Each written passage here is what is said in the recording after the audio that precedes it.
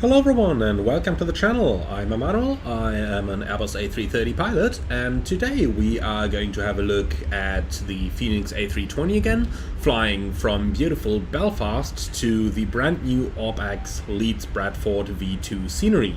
That promises to become quite an interesting flight, a very short one as well, and thereafter we are going to fly back to Belfast. So two very promising flights in some very scenic location.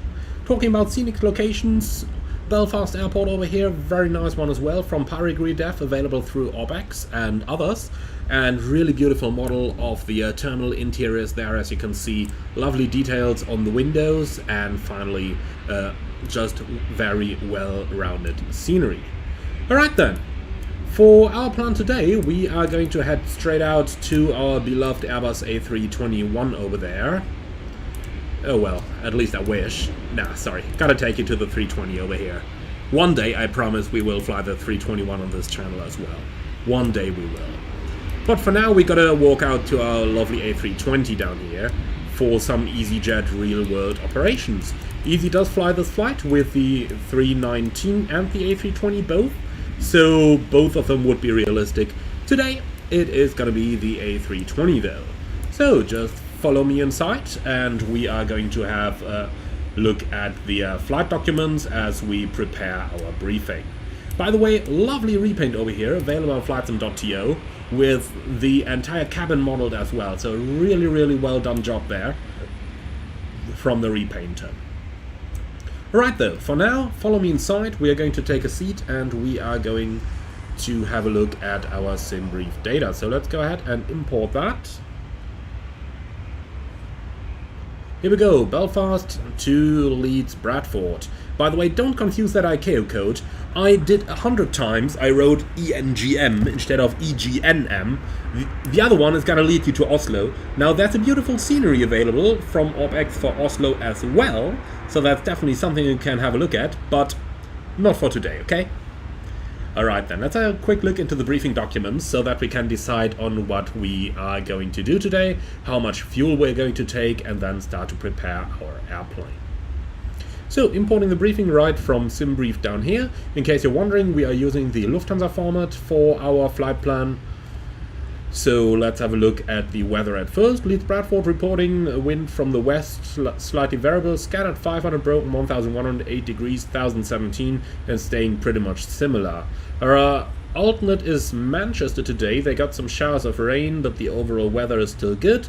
And then our departure airport, Belfast Aldergrove, showing good weather, no clouds, and it is going to stay good until tomorrow, where some rain is going to come in. Quick look at the significant weather chart down here. As you can see, nothing. Tiny bit of tailwind on the flight over, but that's really about it. Vertical profile chart, also something that you can take a look at from time to time. And what you're going to see down there is basically that we have the complete flight below the tropopause. So that line up here is the tropopause, and flying through that basically means turbulence. So when you are passing through the tropopause, typically you're going to experience a bit of turbulence, so don't expect any of that today. So overall, seems to be a nice and smooth flight that we can expect for the day. Okay then, with all of that in mind, let's go down and have a look over here. Don't expect any delays or anything today, so we're gonna make us our lives easy. We've got 173 kilograms of taxi fuel, so that leads us to roughly 4.1 tons of takeoff fuel. So I would say if we load up 4.5 tons, we should be perfectly fine to go. So 4.5 is what we're going to take today. Now, what we'll do straight away is go to the mass and balance menu and say we want 4.5, like that. And now I'll just say load aircraft. Yeah, you can do that instantly. We'll just pretend that everything has been done already by the time we came out to the airplane, because I want to give something a try. Now, you know that for a certain while already, GSX features walking passengers, but looking at the official GSX profile for the scenery, they actually seem to come right out of the terminal over there. And that's something I want to have a look at, so I want to do GSX boarding in a few moments, once we're ready to actually start our procedures. So that's the reason why I went for an instant load just up here. Okay, so all of that stuff discussed, let's go ahead and start with our preliminary cockpit preparation. And while we do that, we've got our engine masters off, the engine mode selector is in norm, weather radar is off, landing gear down, and the windshield wipers are off as well. Very good, so battery voltage above 25.5 on both sides, so we can go ahead and turn the batteries on, and then we can also connect external power, like so. Alright then, with that done, the Airbus is going to need a little while to boot up anyway. That's just welcome to Airbus, that's how these things are. Let's give it a certain while until we start. And while we do that, let's quickly have a look at some of the chat down there. So, hi everyone in the chat, and hi to my Polish friend. So, Niels, I'm doing very good, thank you very much for that. First time I can finally follow a live video from you. I've been watching all of your videos for my assessment preparation and type rating. I would like to thank you very much for all. Well, thank you very much, Niels, and best of luck for the type rating. I really hope that you are going to catch a good one. And to answer your second question, Niels, no, I don't have a Twitch channel. I'm running exclusively YouTube. And Squealing Bagpipes has asked, wait a moment, is there a sim brief but for real world flying that pilots use for IFR? Well, I'll rephrase that question. Which planning programs do real pilots use for IFR? Well, airline pilots typically won't use anything. They will just get the finished package from the airline's dispatcher. They just download the package and have a look at it, and that's it.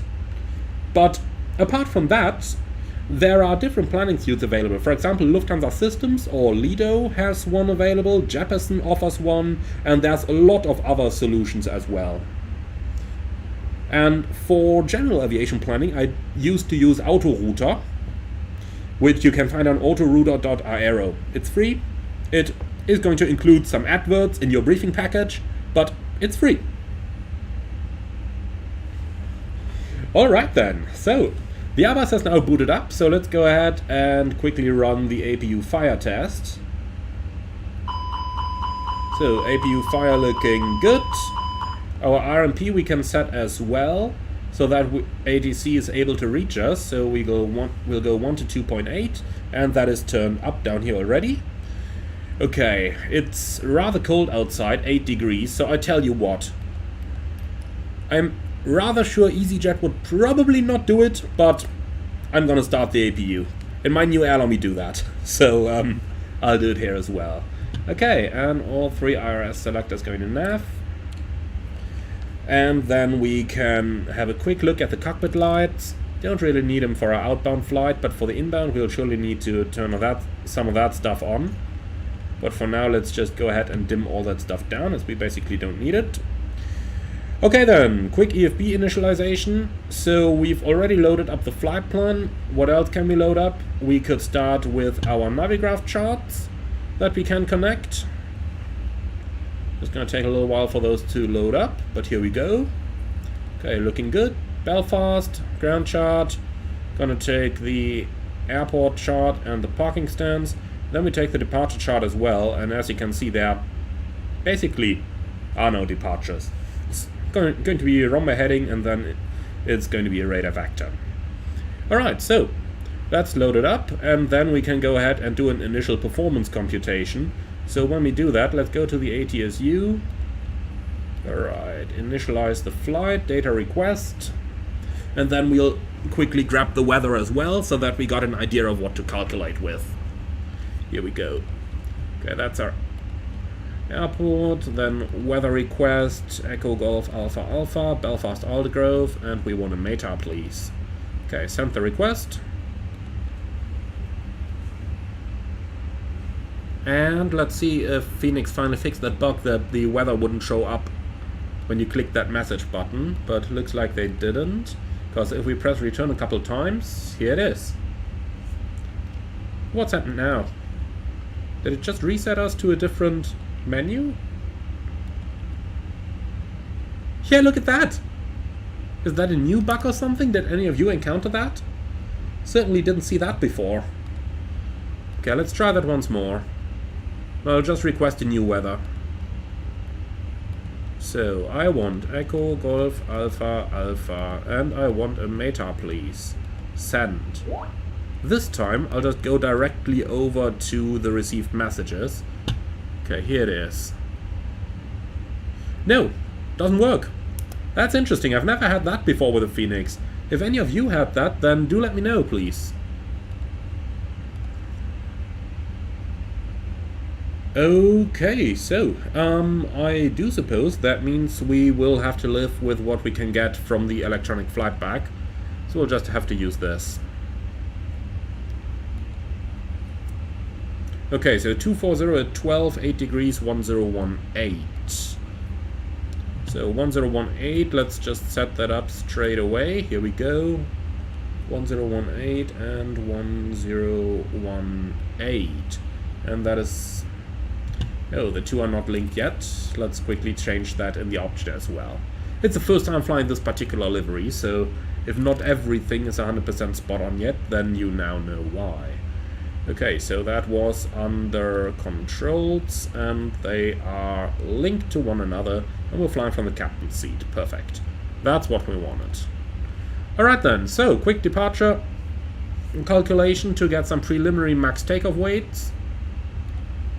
So we are in Echo Golf Alpha Alpha. Runway is going to be 25. Surface dry. Synchronize load sheet. Synchronize weather. And calculate. Okay, performance limited 83 tons. 83.7 tons. So we're good to go with that. Alright, perfect. Then let's quickly do the airplane acceptance. So we do have some issues with the... we do seem to have some issues with the ATSU, but let's see, we do a recall, and that is showing normal. Logbook, MEL and CDL items is nothing in there.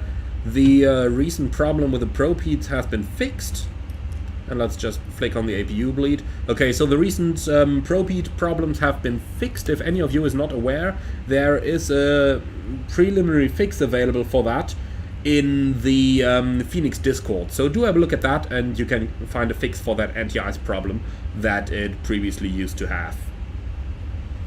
Okay, so there are no OEBs known for the airplane at the moment, and with that our aircraft acceptance is complete. So let's now just go ahead. The PM is going to do a couple checks down here. So oxygen pressure is looking good, hydraulic indications are looking good. We are checking that they're all within the prescribed limit of the tank up here.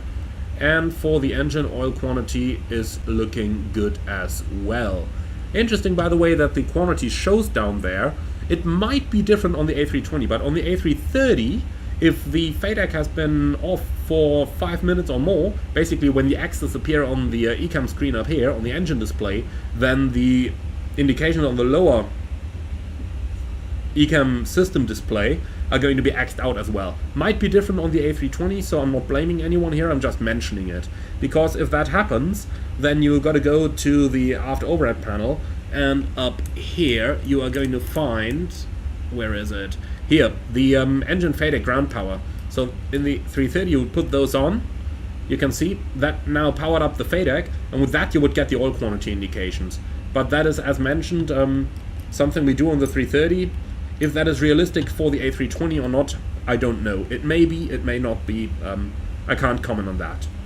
Okay, so flaps agree with the flap lever, speed brakes looking good. Then we can release our parking brake, do the alternate brake check.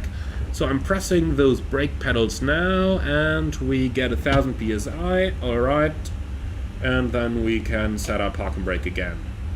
Alright, and you can see we drained quite a bit of acupressure with that. So we can recharge that pressure when we talk to the ground agent, verify that there is no service equipment nearby. So cockpit to ground.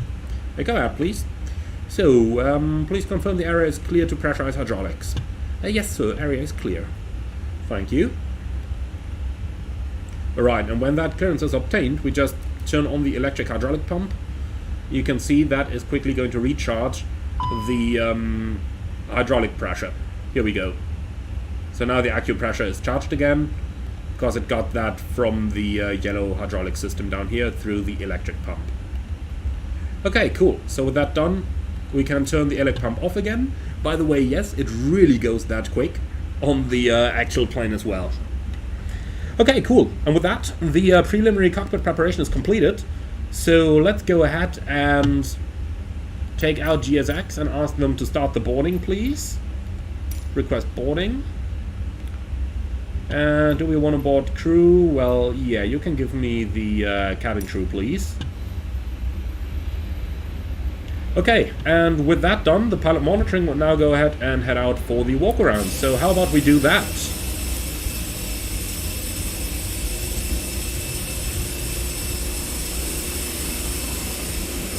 I want to see those passengers coming in a few moments, though. Okay then, starting the walk around, we start down here on the static ports, all clear, AOA vanes looking good. Then there is the nose wheel over here in front. We are checking for the conditions of the tires and everything, making sure that everything is good down here. And look at that, they even simulate the light of the parking brake down here. That's quite cool, because that's something that you got in the real plane.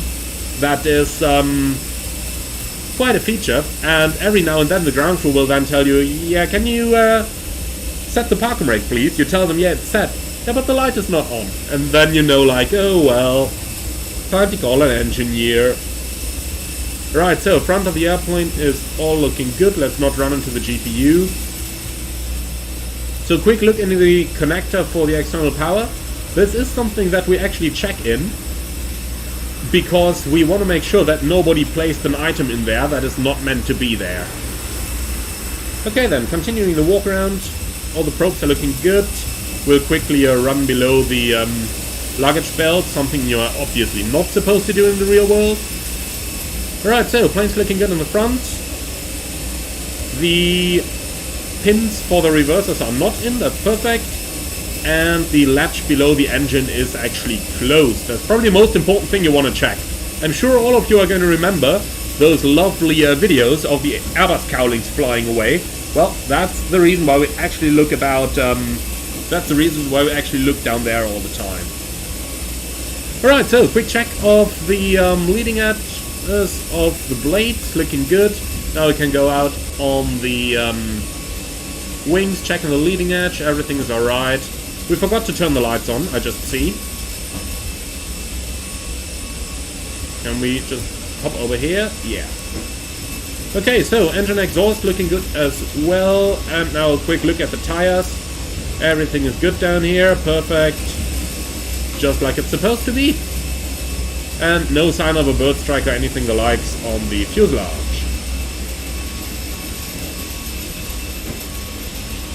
Okay, so quick look over the aft part of the plane. Everything looking good over here. Stabilizers looking good. Quite loud over here, so let's get done with the APU straight away. Okay then, back off to the front. And look at that, our first passengers are arriving already. And they're indeed coming from the terminal. Isn't that cool? Alright, so look at the landing gear. Let's try to get finished here quickly. So everything looking good. Then we can walk out to the side. Along the back of the wing, everything is good, no damages. Again, we forgot to turn on the lights, so, well, we gotta live without them. And the cowling on this engine ain't gonna fly away either. Right, everything looking good inside there. So now comes the big challenge. Trying to get up those stairs without being overrun by the passengers. By the way, if we see the dispatcher out here, always a good moment to talk to him as well. He might have some interesting data available for us, like if there's any specials on board, if we expect to get a no-talk, and stuff the likes. Alright, I am quickly going to overtake the passengers though. Alright, and here we are. So, looking alright back here. Hi there. And right back to the cockpit. Okay, perfect. So everything looking good on the outside. That's a good walk around, and with that we can move on to our cockpit preparations. By the way, Tobias asking in the chat, have I heard about the Flight Sim Studios Embraer 190 and 195 releasing? Yes, I have. Probably gonna have a look at it over the next couple of days. Let's see about it. I don't want to build myself an opinion of that plane, because obviously I do have a bit of a history with Flight Sim Studio Embraers, but we'll approach it from an open perspective and see what is gonna happen. Okay, so everything looking good back here. Just dimmed the displays a little bit, because the displays in the Phoenix, they are really, really bright. In the A330, I haven't been able to get a display even remotely as bright as this. Not even remotely. And Taser XI, would I want an A320 type rating or keep the type rating in the long hauls? Certainly gonna stay long haul for now. So much easier. And so much more relaxed of a lifestyle. I honestly don't want to do 4 sectors a day anymore. If I gotta do 2 sectors on long haul because we connect somewhere, that's totally fine for me. Alright then, let's go ahead and do the cockpit preparations. CBR test. Looking good. Everything up here is good. Evacuation switch to captain only. Then we can do the lights. Well, boarding is finished, so seatbelts are gonna come on. Then, up to the batteries. Let's quickly recharge those as well. And get rid of that. Okay, so, battery. Just quickly gonna turn them off and on again. And when we did that, we observed that they're actually showing a charging current up here. Which is the case on both sides, so both batteries are working normally. Very good. Alright, cool. Then we can move on. Fuel pump's gonna come on. We can do the engine fire tests. That's number 1, looking good. And then we can do number 2. Also looking good. Alright then, on the other side, we don't need no cargo heating today. And that's it. Finally, we are going to turn up the PA, because we want our PAs to be recorded on the voice recorder. Okay, then we can move down over here. QNH we have set already. The clock is showing us the correct time and date. Very good. Any skid armed. Then moving down to the pedestal, we want to listen to both radios, and we've got 22.8, and then we'll take 21.5 in the number 2. Like that. Right, multiscan is on, GCS auto, gain calibrated, tilt is okay, and we'll keep it on weather and turbulence. Okay, so, moving on to the side then, transponder number 1 is selected, TCAS on above, and that's good. Okay, then we can move down to our FMS setup. So it's an A320-200, CFM56, database is current, and we got no idle or performance factor. We can clear all of that stuff out. Okay then, request the init please. Gonna take a little while now. And here it is. Okay, so easy, what did we say we are? Let's go to the flight plan. Okay, easy 2-1 Quebec Foxtrot. Okay, cost index 15, and we're gonna cruise at flight level 250, like that. Yeah, flight plan uplink is noted, thank you. IRS init, fine. Okay, so departure, let's just see. We're planned on runway 25. Let's just have a quick look at the chart to see if that's actually sensible.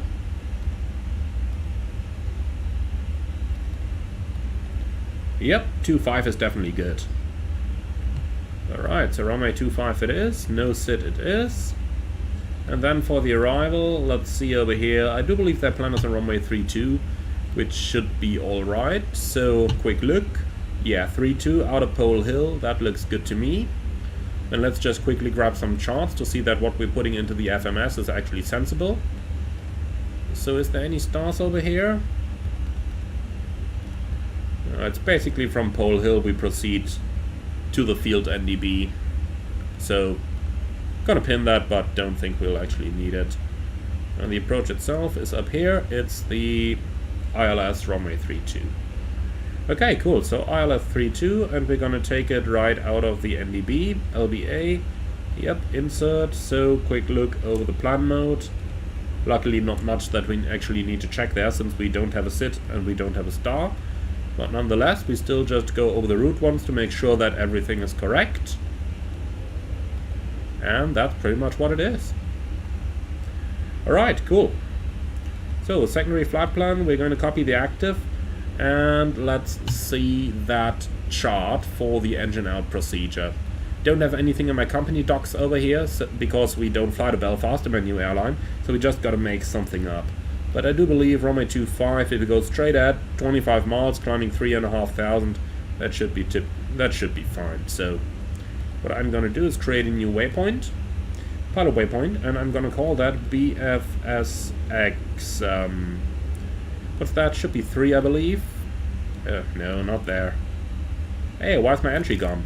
Normally, if you get a format error and you just clear that format error, the entry should come back. Okay, so it's going to be Echo Golf Alpha Alpha 25 slash, what's the runway heading? Let's grab that from here, 247 slash 24 miles. So place bearing distance, store. So Belfast X3 is what we called it. Let's go in here now, BFSX3. Gonna put it in, remove that, and remove that. Not allowed? Really? Okay. In that case, let me just redo that. So BFSX3. That's what we're looking for. Okay, so let's put a holding in there as well. We got a 247 right-hand turns, and we're gonna climb to an altitude of 4,000 feet as we said. Like so. Okay, and finally an immediate return towards Belfast as well. So Belfast is going to be new destination, arrival, ILS 25, perfect. Alright then, the same thing we can insert on the fix info page, so we'll put in our departure runway and then a track of 247, like so. And then on the second page we are going to insert our engine out waypoint, so Belfast X3, here we go, and now we've got that stuff on here visible as well. Small difference, by the way, between the Fenix and the real one. The real one would show you the BFSX3 point over here, even if it's beyond the limit of the indication like that. Alright, but that's just a small difference there, so not really worth complaining about. Okay, so Belfast runway 25, we'll insert that over here as well, and then we can go ahead to the pilot routes, we can store the active, and we can use that to cross-check our flight plan to make sure that the uplink that we requested is actually correct down there. Alright, then let's a quick cross-check of that. So, going over to the pilot brief, we fly Lisbo, then Lima 603 Papert. So we've got direct Lisbo, Lima 603 Papert, and we got Quebec 38 towards Gicto. So that's Quebec 38 Gicto, and then Upper Quebec 4 Wallasey. And in here we got Upper Quebec 4 towards Wallasey, direct to Pole Hill, and that is direct to Pole Hill. So our route is correct in the uplink. Okay, then we can go forward with the entries. So if we don't know the zero fuel weight CG yet, because we haven't received the load sheet, then we can just take the zero fuel weight, so 60 tons in our case. So we're going to take 60, and then we'll just insert a 25% zero fuel weight CG. We'll correct that later on. Fuel is 4.5. Now we can make a couple more entries on that page as well by going down to our flight plan. So I got 900 kilos alternate fuel, 1,100 kilos final reserve, and 300 kilos minimum contingency. So we'll start over here, 0.3. Then alternate is going to be 1.1. And our final is going to be... Oh, sorry. Final is 1.1, alternate 0.9. So let's correct that. 0.9. And 1.1. Okay, and finally, if we go back to the top, average wind component, tailwind 37 knots, so we can insert that as well. Tail 37, that's it. So extra fuel, 300 kilograms, 8 minutes. But don't rely on this indication. The Airbus is actually notorious incorrect with calculating extra fuel and time on the ground. So that can show negative on the ground, and as soon as you're airborne, it's going to show positive. It's an interesting airplane, this Airbus. And I don't mean the Phoenix, I actually mean the real one with that. Okay, so let's try and do that once more. Packs can stay on.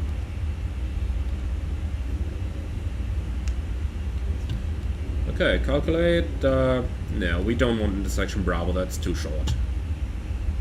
Okay, flaps 1 takeoff, down trim point 3. So 1/DN. I'll tell you what, we're gonna leave that down trim out at first. We'll just take that. Then 63 degrees flex temperature. And our takeoff speeds are gonna be 141, 141, and 144.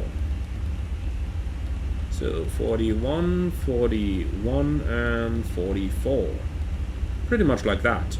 Okay, noise abatement procedure 1, that's 1270 and 1270, and the engine out is 1270 as well. So, if you are following closely, then you have probably noticed that with all the stuff that's already pre-populated in the FMS over here, we still do all that stuff manually. So we still override all that stuff manually in order to insert the values from our flight plan and not those that are predicted by the Airbus.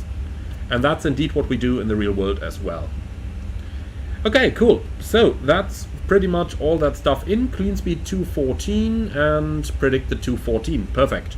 And that's pretty much how we do it. Okay, so that's our FMS insertion complete then. Let's see if we've got a load sheet already. Yes, and it works. Very good. Okay, cool. So if we have the load sheet, then we can obviously do that stuff now as well. So when the load sheet is received, the pilot monitoring is silently, the pilot flying is silently going to make all those entries, and thereafter the pilot monitoring is going to cross-check them. All of that stuff happens silently. So 31.3, takeoff weight 64.4, cross-check that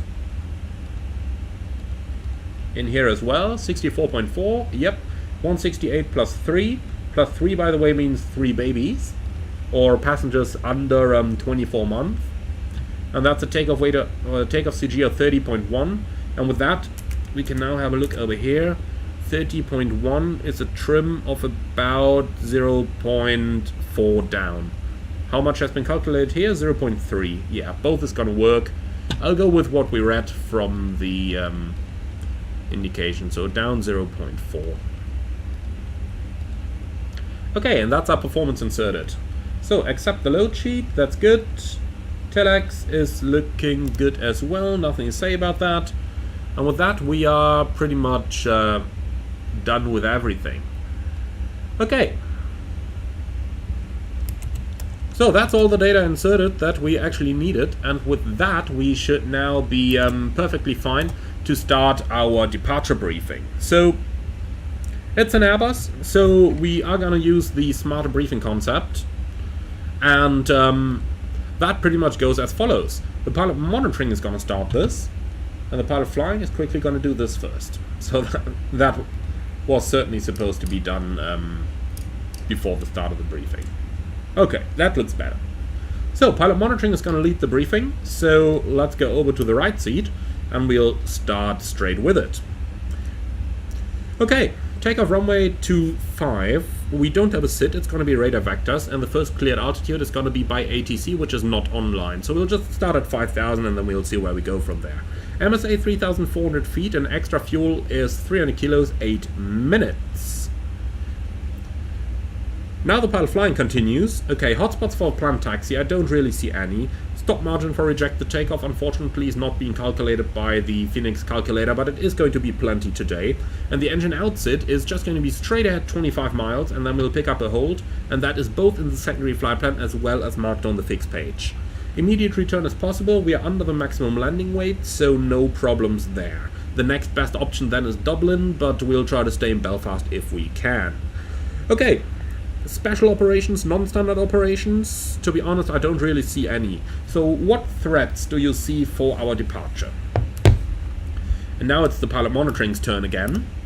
Okay, I basically don't see any threats for the departure. It is going to be a very standard... departure, and weather is good, airport is good, airplane is good. Alright, I do agree with that, so if you've got no questions about the briefing, then we can do the cockpit preparation checklist. Gear pins and covers, removed. Fuel quantity. That's 4,440 kilograms, balanced. Seatbelts, on, ADIRS. Nav, barrel ref, QNH 1018. Cockpit preparation checklist complete. Okay then, with all of that stuff done, let's go ahead and request our pushback. So we are basically ready right now. So 37 minutes we took. I tend to say that's about a similar time to what we would take in the real world as well on the A330, even though usually our cabin is going to take quite a bit longer because all the cleaning is going on, the catering is going on, and basically when we start the boarding it's going to be roughly like half an hour or so until we can start the pushback. So in terms of when we actually initiate a boarding over here, I tend to say that it wasn't too bad.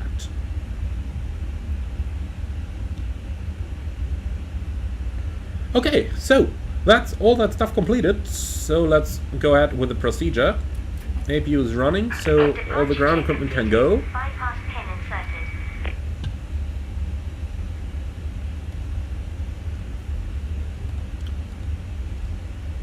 Okay, brakes are set, so chocks can go, very good. Okay then, so cockpit to ground, go ahead. So, please confirm doors and hatches are closed, ground equipment removed, and bypass pin is installed. Yes, so all of that is confirmed. Okay, thank you. Before start checklist. Locking gear. Park and brake. Set. Takeoff speeds and thrust. So, we got 141, 141, 144, and flex 63. Windows. Closed. Beacon on, before start checklist complete. Okay, so it's going to be onto taxiway Lima with a nose to the right. Facing east on Lima, sounds good. Okay, quick check outside, making sure that there is actually no traffic over here, since we are flying online but without any ATC. And it looks like there definitely isn't. There is also no ATC online over here, so let's go. Belfast traffic, easy 21 Quebec Foxtrot, pushing back onto taxiway Lima. Park and brake released. All engines are clear. Start at will. Off block at 40. That is okay.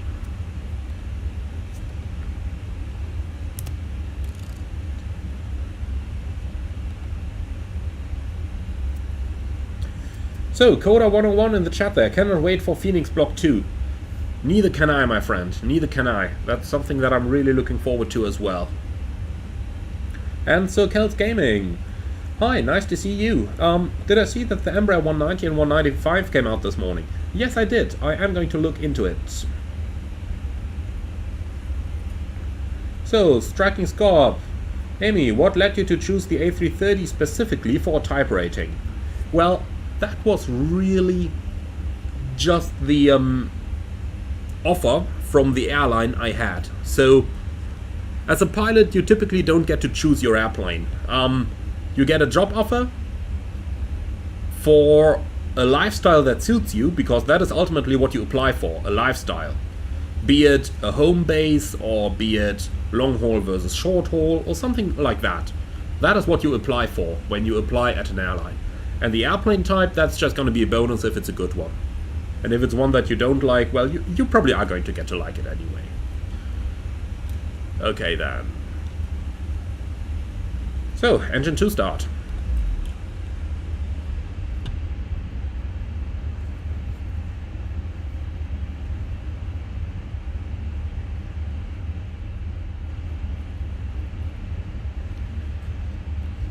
Something that you will notice is that with Airbus SOP there is a lot less talking involved than with my previous operator's Boeing SOP. Please set parking brake set. We have a good engine start. You can disconnect. So there is really a lot less talking involved with this. It felt really strange at first, just sitting in the airplane saying nothing, but it does make sense when you think about it. If we take the engine start, for example, we're about to start engine number 1, and have a look at that. The FADEC is going to do everything automatically for you. You don't need to do anything about it. And for that reason, the only moment you would start talking is if we had an engine start fault, and the FADEC would interrupt the engine start sequence. But since we don't want to do that today, there is nothing to say while the engine starts. In the Boeing we called out things like N2, oil pressure, N1, and then start a cutout, but the reason we did that is because we as pilots had to check that everything was working correctly before we introduced fuel. Right is clear. Or, in case the starter doesn't disengage automatically, before we disconnect the starter. That's the reason we had those calls, to raise pilot awareness. But in the Airbus, FADEC is going to do it for you. And if FADEC does not do it, then you are going to get an ECAM caution. So you don't need to worry about it. Much easier and also much safer if you ask me. Okay, let's get that trim right. We are looking at 30% CG, like that. Yep. Okay, so where is GSX? Are they gone already? Nope, hand signal is received. Thank you very much for that. Thumbs up.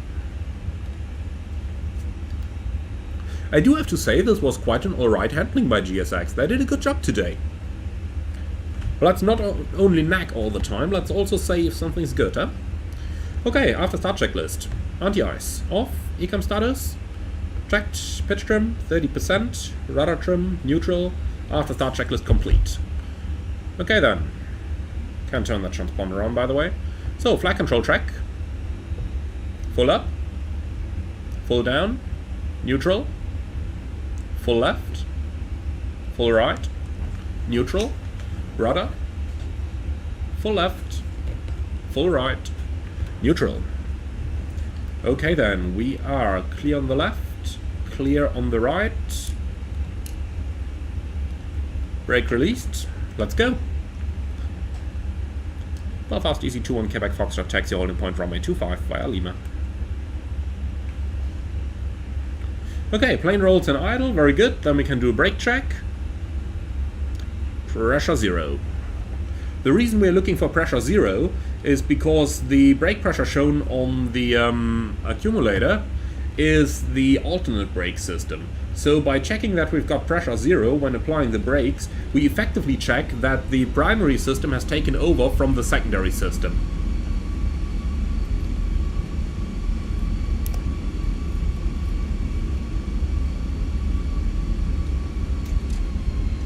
And Mohammed Abbas, any idea when the Aerosoft A330 will come out? I'm afraid not.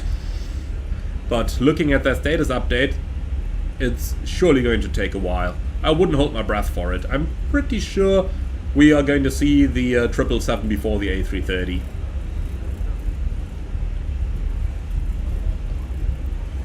Okay, so taxiing out, then let's think, has anything changed since we conducted our takeoff briefing? Like, has it started to rain? Has a tailwind increased maybe? Stuff like that. But no, nothing the likes, so no changes over there. Right, TCAS is looking good, weather radar can come on, and takeoff config test. So we're just waiting for the cabin to get ready now before we can read the checklist. It is SOP that you don't start reading the taxi checklist before the ECAM memo is completely green. If that means you gotta stop at the holding point, then so be it. Has happened to me already. Especially when you're doing holiday flights on an airplane with 300 seats, then yeah, it can take a while until things are done. It can certainly take a while. Okay, so since the weather radar is in-op, I'm going to go for terrain on my side. Like that.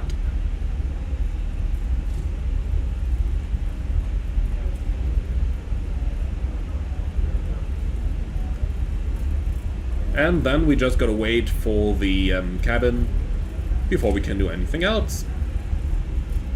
So let's see, that one up there is the Cat 2 and Cat 3 holding point. Always important to read these signs, because if you're instructed to taxi to the Cat 2 holding point, you definitely need to stop here. But if not, if you're instructed to go to the standard holding point, then you must not hold here. Interesting that the stop bar is on, by the way. Obviously that would have been assigned to definitely hold there and not just taxi across it. But yeah, welcome to Flight Simulator. I really wish it was possible for VATSIM controllers to control the stop bar on add-on airports. That would be really, really cool. Unfortunately, isn't the case though, so we just gotta live with what we got.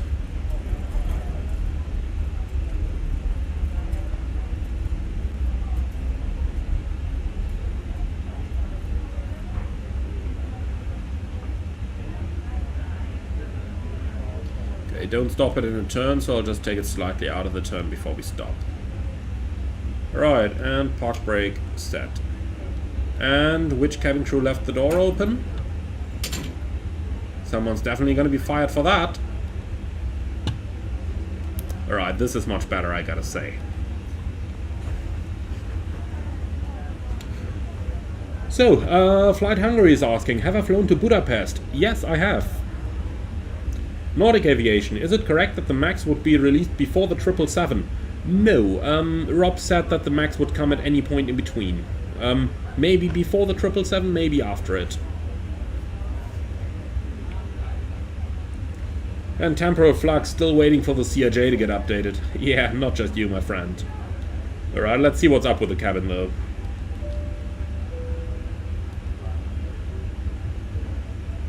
Maybe we can try to get them to work a little bit faster, because this is taking a little bit of time right now.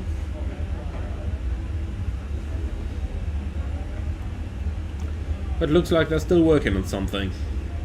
Whatever that may be. Or is anybody aware of a bug with the cabin check that... Oh, here we go. Cabin ready. Very good. Taxi checklist. Flight controls. Checked. Flap setting. Config 1 plus F. Radar and predictive wind shear on and auto. Engine start cell. Norm. Decam memo. Takeoff no blue. Taxi checklist complete. And in case you're wondering how I checked the radar predictive wind shear in the engine start selector, you can basically see it on the displays. If the predictive wind shear is not on, you're gonna get an amber indication, like now. At least it should be amber. Yeah, now it is. So you should get that if the predictive wind shear is not on. And for the radar itself, you can just look at the display. If you see that tilt indication, it's on. Likewise, for the engine start selector, if it was not in the norm position, so if it was in ignition, for example, you would see ignition up here on the ECAM. So, like that, you can easily do the checklist by just looking at the feedback from the system, rather than the switch in the cockpit, which is a common mistake that people do flying the aircraft. Okay then, enough of that though. Cabin crew, prepare for departure. Okay, brakes off. We are clear on the approach. Clear on the right.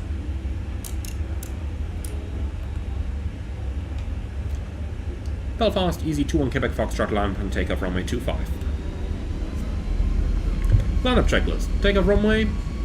That's 25 confirmed. TCAS, Tara. Again, you can just look down here. And packs 1 and 2 on. Lineup checklist complete.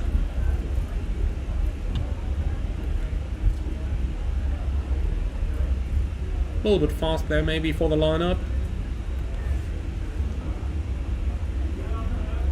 Okay, by default they don't want us to do rolling takeoffs, so unless we are in a hurry, we can certainly stop over here, bring the plane to a complete stop, and then here we go. Alright, cool. So, line up checklist is completed, take off.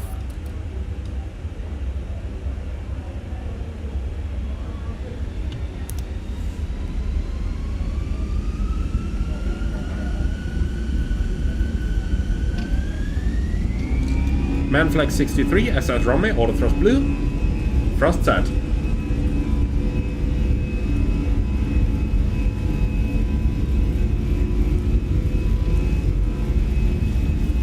100 knots.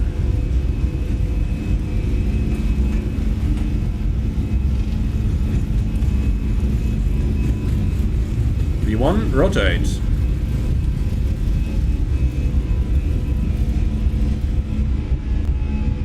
Positive climb, gear up. Nav, checked.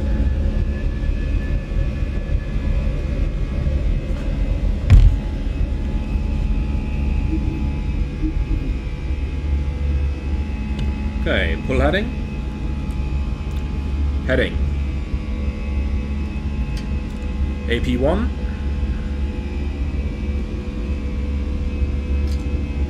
Thrust climb, open climb, auto thrust.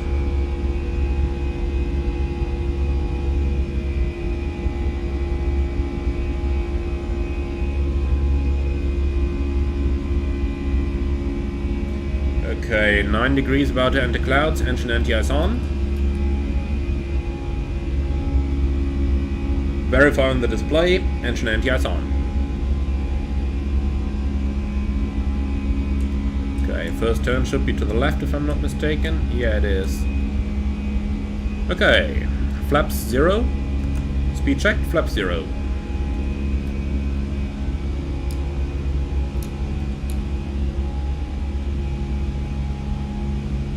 Tiny fusses of cloud up here that we'll just quickly climb through. Then let's start a left-hand turn here, heading 140 or something the likes, or 130 is going to work as well.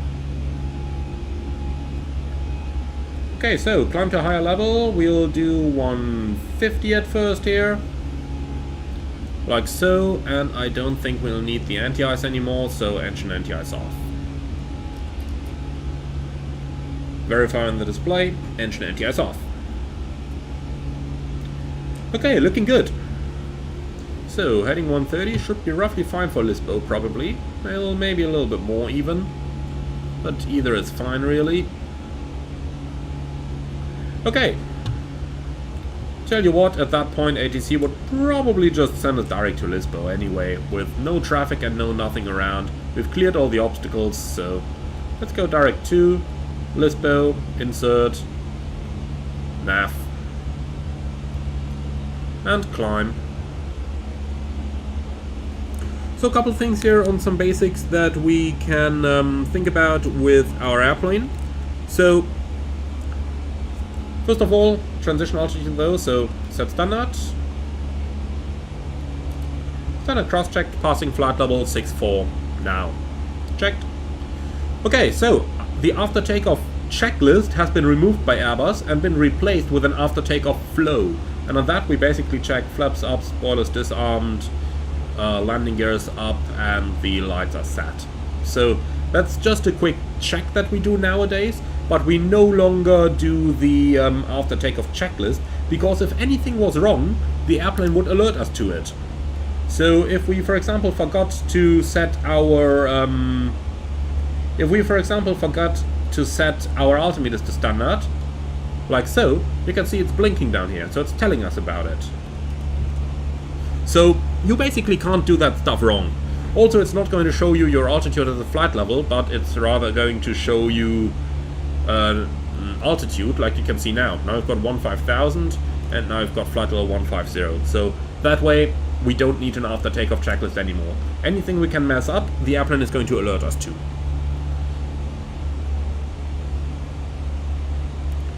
Okay, passing 10,000. So that certainly looks calm to me. It was forecasted calm as well, so let's go seatbelts auto or off, depending on whatever your airplane has installed. We've got the auto position in real world, by the way. Okay then, so clear anything in the box, copy active to secondary, and we can remove the fix info page as well. So clear that away and clear that away. Alright, so cruise 250, optimum 360, maximum 383, and we can already insert EGNM32 down here. 158 miles to run, and to top of descent 128. Let's quickly see. To cruise 39, so we'll have like 80 nautical miles cruise. That's perfectly fine, we'll take that. And then we can select our cruise level as well. Set. That's Throttle 250 blue. Okay, so that's pretty much our procedures done. Now, few things for us that are important over here. The first one is when we're selecting the altitude, we always gotta rotate that selector down here. We use it in 1000 to make it easier to set the altitude, but once it's set, be sure to move it back to 100. The reason is, if you now move it, you know, it's easy to spot. Something like this, Flutter 251, that's easy to spot. But if you accidentally just select something like that, 240, that's harder to see, because 240 is a valid level that you might put in there. For that reason, always keep the altitude selector at 100, unless you're actually rotating it. Then we can put it to 1000. Just a small trick there to avoid messing stuff up. Okay, so, then we had a question a little bit further up from Nordic Aviation. Probe heat off. Basically, no. Probe heat auto. That's the correct term. So, if the switch doesn't show you anything, remember we've got the dark cockpit principle. If the switch doesn't show you anything, that means the system is operating in the designed mode. And turning it on manually isn't going to have an effect in flight at all. The only moment where it has an effect is on the ground. Because on the ground, the probe and window heat by default is off when the engines are shut down. But in freezing conditions, you might want to put that on manually in order to avoid your probes or your windows from freezing over. But apart from that, when the engines are running, with a switch in auto, it's always going to be on. So, and if not, then you're gonna get an ECAM portion. But you get where I'm going with that, do you? So you don't need to worry about the probe heat.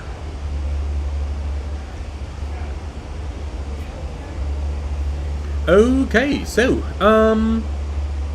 the Aviator is saying, since you've flown both the Tolus A320 family and the Phoenix A320, I would like to know your opinion on which one do you think has the most accurate and detailed simulation of Airbus systems. Well, that is a very good one. So, I do think it's fair to say that the Tolus is a tiny bit more accurate in that in non-normal scenarios it is going to, in some cases, provide you a better system response. I did a dedicated video on that topic in the past, and in some failure scenarios the Phoenix didn't give me status messages that I was supposed to get, while the Tolus did these things correctly. So, based upon that, I would say the Tolus. However, that does by no means at all mean that the Phoenix would not have a good system simulation. Exactly the opposite indeed. The Phoenix has a very, very good system simulation. It is right up there on par with PMDG, sharing the best place in Microsoft Flight Simulator. So it's only those failures that I make that statement dependent on. Because apart from that, yeah, there's some problems with VNAV, but let's be honest, we can find problems in any airplane. It is worth saying though that in terms of graphics and sounds, the Phoenix surpasses the Tolus. So ultimately, the Tolus again has better flight dynamics. So which of the two is best overall is something that really depends on what you personally need in your simulation. Like, if you prefer graphics, then Phoenix is the way to go. If flight dynamics are most important to you, or failures, then probably Tolus is the way to go. But both are very good.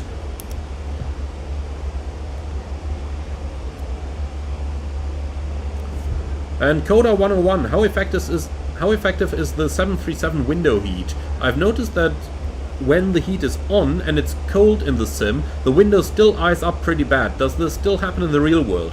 Yes, it does. So the window heat in the 7.3 is a bit of a thing. It works, and it works pretty fine. But it's never going to completely prevent icing. Like when in the air, when you go into moderate ice, you're going to get ice on the windows as well. It's completely normal. And the system is designed to prevent the worst, but it's not going to prevent everything completely. And Alex74, you really think that the PMDG and Phoenix are the only real study level planes in Microsoft Flight Simulator? Well, don't forget the Leonardo Mad Dog. That one is just up there as well. There's a few things in the Mad Dog that make me rank it lower than PMDG and Phoenix, like most importantly the sounds. But apart from that, the Mad Dog really is a superb simulation and absolutely study level. But then we slowly get to it.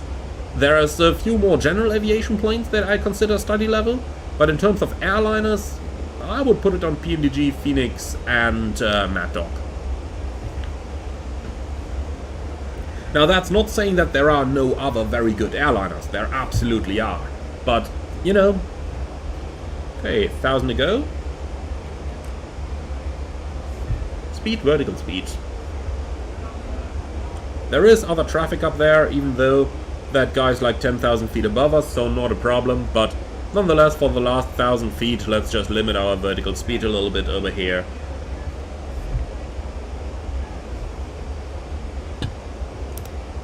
Alright, and then we're about up at cruise level already. And the Aviator, thank you for your valuable opinion. I'm purely an X-Plane user, but I'm considering using Microsoft Flight Simulator just for the Phoenix.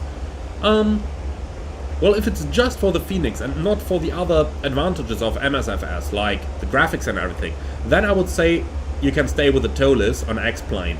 Like, it wouldn't be worth it buying Microsoft Flight Simulator, buying all those add-on airports, etc., just to have the advantage of the Phoenix over the TOLIS. Old stuff. But if you're also after the graphics, then it might absolutely be worth it. Alt. Alright, so we're all the way up here. Now just wondering...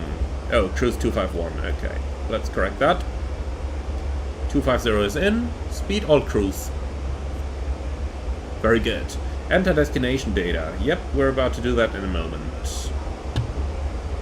So, let's start by getting the destination weather. And if we're up here already, we'll also go TCAS below. Alright, cool. So with that, we're basically done with everything getting up to the cruise level. So, might just do a quick check through all our systems here. Why does it start on the APU? No, that's incorrect behavior. That is not how the all switch works. So when you press the all switch, it should start on the engines, like when by default you're on the cruise page, right? When you click the all button, it should start on engines. You click it again, it should go to bleed. You click it again, it should go to pressurization. But it shouldn't like go back all the time. That's not how that works, so that's a bug. So we gotta do it manually. Quick look over the engine page, making sure all the numbers are looking good. Bleed page, again, everything working normally. Pressurization page, looking good. System positions are where they're supposed to be. Like for example, if the outflow valve was opened like half or so, then you would know you have a problem. But that's just something for you there to keep in consideration when you're flying along. Okay, and we just got a contact me here, so let's do that and give London a shout.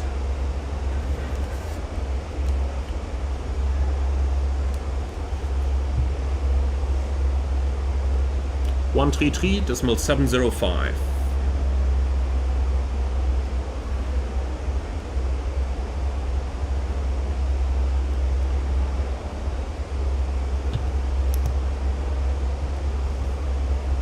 Oh, we're hearing an Osprey on here. Is that British Avcheek live at the moment as well? That'd be nice for sure.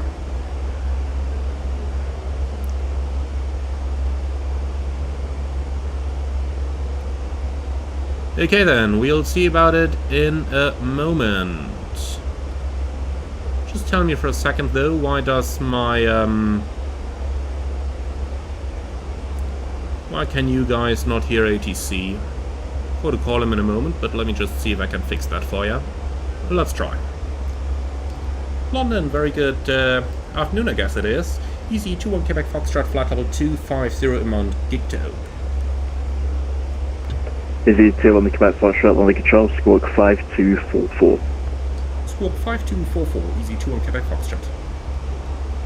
5244.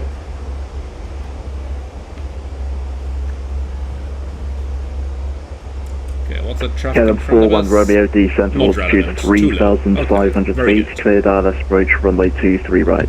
Alright, so 50 miles to run to the top of descent, so we might just cleared do a on little bit of work there as well.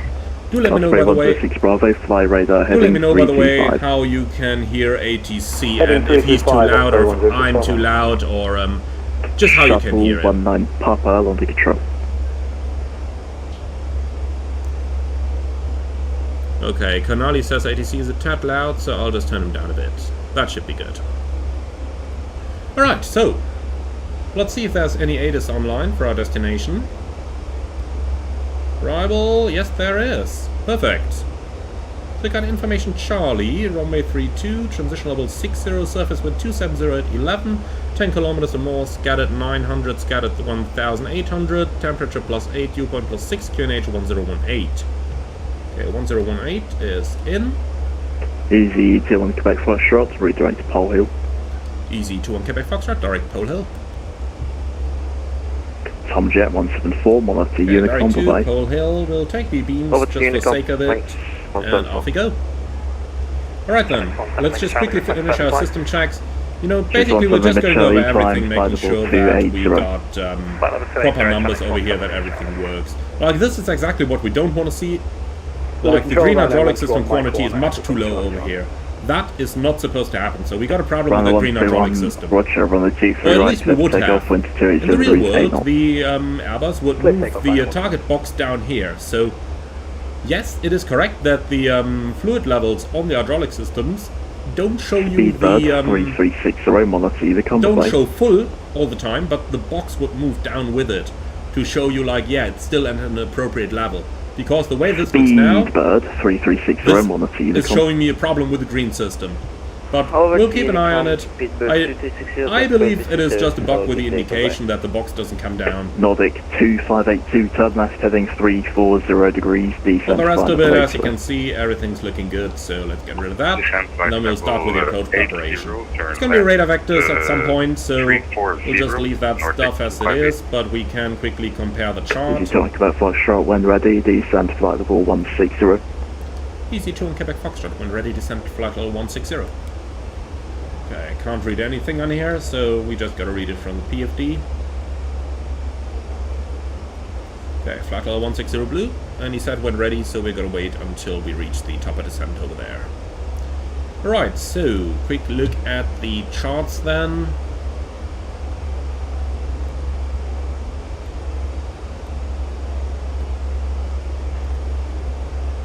No, we'll just take that. Perfect. Okay, so, starting the approach at 7 miles in 2300, and that thing And all stations just is called the restart. Fox India CPDLC 32. is now available on the code Lima Oscar November, so if you have it available in the aircraft any above 195, then please log on. Okay, he's got CPDLC, Lima Oscar November. Notify. On control. Cool, back to our setup though. Fox India 32, 3000 feet, 3-degree glide path. And for the So it's missed 127, approach, roger. climb straight out to 2000, then climbing turn right and return to locator at 3000. KLM 41 Romeo, straight runway at 23 right, 2000, clear to land, wind and then 30 degrees, 8 locator at knots. 3000 LBA. 20 And we can Anchor just Land, put that in here as well. So it's 1727 behind landing, KLM Right, so 737, line LBA, up on the and we'll T3 put right it behind. onto the ADF on Behind both landing sides. 737, line of runway behind 777. Alright, looking good. Osprey, Landing 126 runway Bravo, is descent in altitude there. 3,500 descent. feet on the QNH Speed is looking 1019. good. We don't need to go excessively fast with that tailwind. 3500 QNH 1019, Osprey 1019. 1018. The temperature Shuttle was 19 8 Papa. degrees, and the wind, we'll just have to check the ATIS again for that. So let's see, the wind is 270 at 11.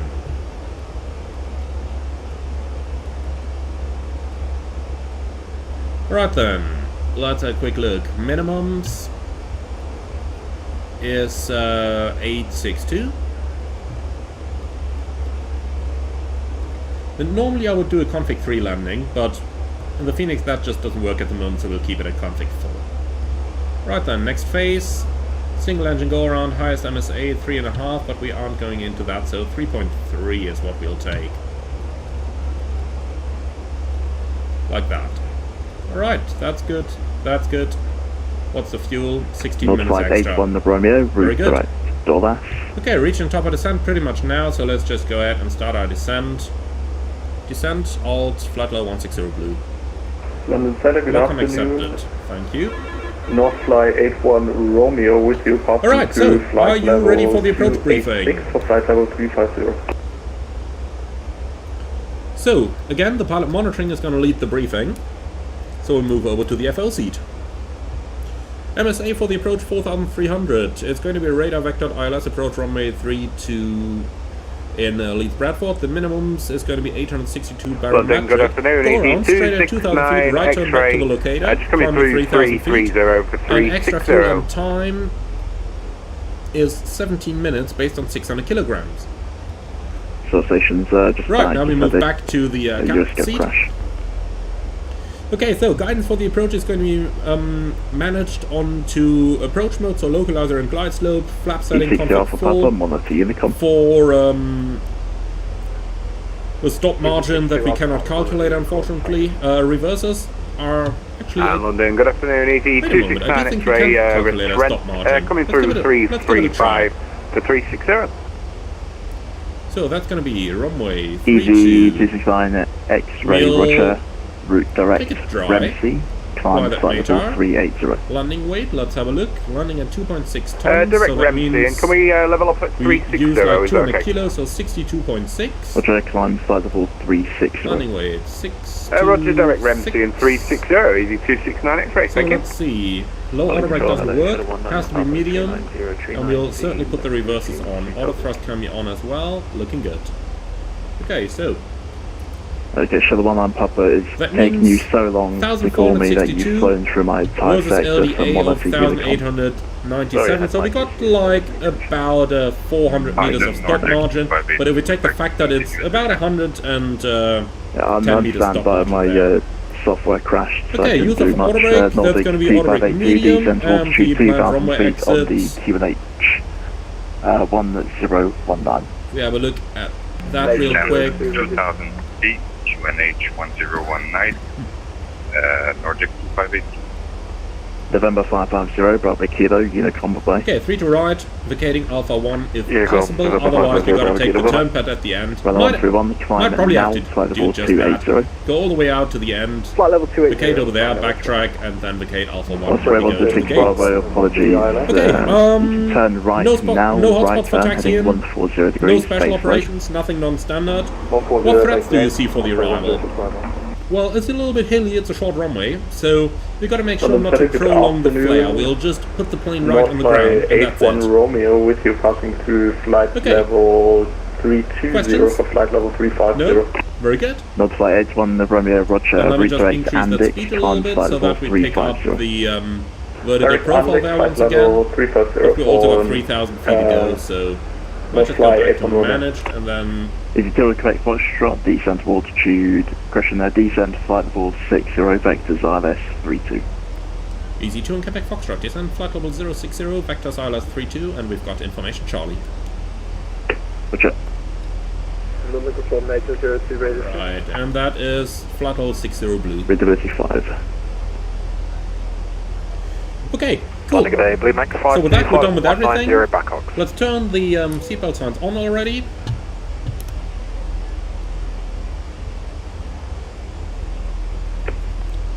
Okay, so that should be alrighty. Max 52, Roger, Mallard 1 Mike for Manchester, score 6475. Alright guys, and my apologies, I'm turning ATC down a little bit further. 5, Blue Max 52. It's really strange. You restart that good day, computer good night, and all of a Bravo, sudden 50, everything is and like, Bravo. well... 2, Bravo, Roger, score 6470, Mallard 1 Mike for Manchester. Okay, so, 8 miles until we reach Pole Hill, so he should take us on a vector any moment now. Osprey 160 Bravo, turn right, heading 185, cleared our aspiration runway 2 through right. Glitzy, that's an interesting question in chat there. Hi, I got a question about Okay, planning 17 Lima Charlie, altitudes. route direct. I noticed on Bradford. VATSIM that sometimes controllers say someone's altitude on the flight plan is incorrect. How do you know what altitudes you can use and why? Well, it's quite easy. Flight level 3. You simply go for flight plan validation through IFPS, and if it's valid, it's valid. VATSIM often has Nordic 2582. VATSIM often has deals with the controllers, like the controllers arrange with one another that you can only fly that high on a certain route. You can't know that, it's not realistic, so just forget about that stuff. This is 2 in Quebec for short fly radar heading 115. Easy 2 in Quebec Foxtrot and right heading 115. Swiss 1727 182 through right, clear for takeoff, winds 280 degrees at 8 So knots. when a controller tells you your altitude is incorrect, as long as you've taken care of the odd-even rule, you don't need to worry about it. Sunset 788 Papa, flight level 240. Right, thrust eye low descent. Sunset 788 Papa. Then we're on a radar vector, so we don't need any of that standard approach stuff anymore that we've got in our FMS. So let's just go direct to radial in, we'll take the center fix. That radial looks about good. So, quick check on the visual displays. That's an extended center line here. So, insert. And once you've done that, you will see nav out automatically. So, you just gotta pull that out again. So now we've got an extended center line. Nice. And Blue X52 when ready, descent to flight level 150. That's about as easy as it gets. 150, Blue Max 50. So that little dashed line that you've got over here tells us how much distance we need in order to land the plane. So straight in landing, without speed brakes, that's the distance we need. However, since I'm pretty sure ATC is going to give us a couple extra miles, I'll just take things... I'll just keep flying straight over here, and then we'll see about it when ATC turns us base.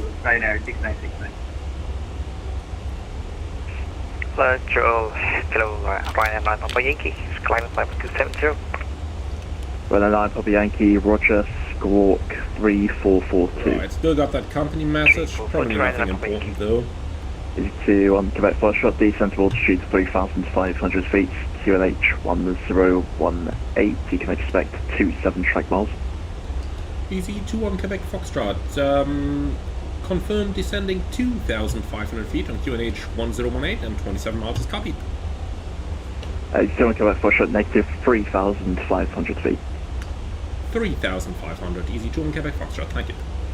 Right, Osprey 126 Bravo, 3,500 blue, right, set QNH 1018, and that's cross-checked, passing 9,600 now.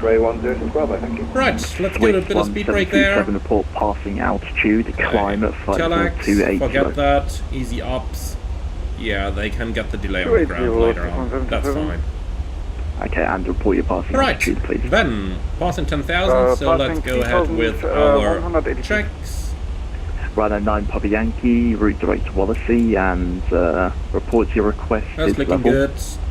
GPS primary, high accuracy, and the mode selector is in Ryder 9 on. Papa Yankee, roger, climb flight level 270. Climb level 270, Ryan Papa Yankee. Nordic Approach checklist, 2582, please. 26 clear to land, wind Power ref, is QNH 270 1018, seatbelts on minimum, Barrow 862, auto brake, medium, engine start cell, norm. 50 degrees space leg. Left 050, easy 2 on Quebec Foxtrot. Delta Control, Delta 14, flight level 300. Right, that's a 050 Delta heading. 14 London, Altitude is looking good, we got 10 miles to run to the center fix. As you can see, we'll be leveling 3.5 in like 7 miles or so, so then we can lose our speed, so our altitude is perfectly fine the way it is right now. 350 at Lakey. Cargo 74 Juliet, Roger, score 7601. I do even have a feeling we can retract the speed brakes. Don't think we'll need them anymore. Easy 26 November Lima, holding point Juliet on Manchester, ready for departure. Easy 26 November Lima, Roger, behind the landing, Osprey A320, line up runway 23 right behind. Behind the landing, traffic, line up and wait. Okay, that looks good. And we caught our profile there again as well, so everything's perfectly fine. What we can do, in order not to annoy too many of the locals down here, is that Leeds, by the way? Is that Bradford, or is that anything else? If you guys know, do put it in the comments. In order not to annoy him too much, let's go ahead and activate the approach phase in order to start reducing our speed. Okay. We're like 6 miles from So centerline there's no now. way you are So that's a nice base like that we're approaching over here. Or And that's certainly a good moment to start reducing our airspeed. Each up, so that area scope for fucking on. And K. Sehan, hi, nice to see you in the comments. Thank you very much. We will do the best Roger, possible out of that are you runway. at a military airfield? A-firm. Roger, I don't cover military top down, so And Luca, you, is you'll there be any on place where you can unit find discretion. my You can game call, filter settings? I'm not using any filters, if you want to and service. the Right. basic game settings should be Foxtrot, available in the left community heading tab. 355, clear discretion, establish the localizer, runway 32. Easy to Quebec Foxtrot, supposed to be a left turn heading 355 and cleared the localizer runway 32. Excellent, left turn. Alright, the right hand turn would have been a little bit of a long way round. Okay, flaps 1, speed checked, flaps 1. Speed alt star, and we're cleared for the localizer, so let's arm that only. Block blue. Easy to Quebec Foxtrot, and you can now descend to 3,000 feet, then move the ILS. Easy to Quebec Foxtrot, descend at 3,000 further on the ILS. Alright, vertical speeds, alt 3,000 blue. To pits up. Glide slope blue, Cat 3 dual, autopilot 1 and 2. Lock star. Ryanair 131, climb flight level 350, direct to Lamso. Okay, getting established nicely. Couple of clouds here as per the forecast. I'm going to keep on the autopilot for a little bit, and then we'll do the landing manually, obviously. Bravo Kilo, monitor Unicom. Osprey 106 Bravo, contact Manchester ground 121.855. Ground 121.855. And Quasi J Junior, any idea when the Unibus 320 is coming back? When they sorted the legal problems. I'm pretty sure the delay is because of that legal problem. So we Quebec Foxtrot, runway 32, clear to land, wind 270 degrees, 4 knots. Easy 2 on Quebec Foxtrot, runway 32, clear land. Ryanair 2 Echo Bravo, fly radar heading 080 degrees and so descend at flight level 60. Lovely headwind here of 20 knots. Alt. Ryanair 2 Echo Bravo. The lovely 20 knot headwind, making our lives easy. Yankee, when ready, Entering the clouds again, 7 degrees, engine NTS on. Pole Hill. 200. Glass Loop Star, 4 on altitude 3000 set. Easy 269 X-ray, monitor Unicom, bye-bye. Unicom 1228, thanks a lot. Good afternoon, 269 X-ray. Okay, 2000 above the ground, all 6 nautical miles out. We are going to start configuring the plane further. That's in the A320. In the A330, you do it 2,500 feet above the field. Remember, field elevation is 600 feet. Or 650 actually. In the Airbus, easy to see on the cruise page. Okay, glide slope. So now is the time. Flaps 2. Speed check, flaps 2. When the flaps are at 2, we're going to extend the landing gear. Gear down. Check for the red lights, then call gear down. Time of choice, Nordic 2582, 1958 BC, method is 9. And when the gear is coming down, we'll arm the ground spoilers and turn on the lights. Like so. Delta 14. Okay. The gear is down, we're below the speed limit, so flaps 3. Speed check, flaps 3. And still below the speed limit, flaps full. Speed check, flaps full. Landing checklist, ECAM memo, landing no blue. Landing checklist complete. 267 Lima, Roger. And that's it. Now flight level That's how we do it. 190. Alright, visibility is certainly more than 5 kilometers, so I would say we are outside icing conditions at the moment. So let's turn the engine anti-ice off. Like that.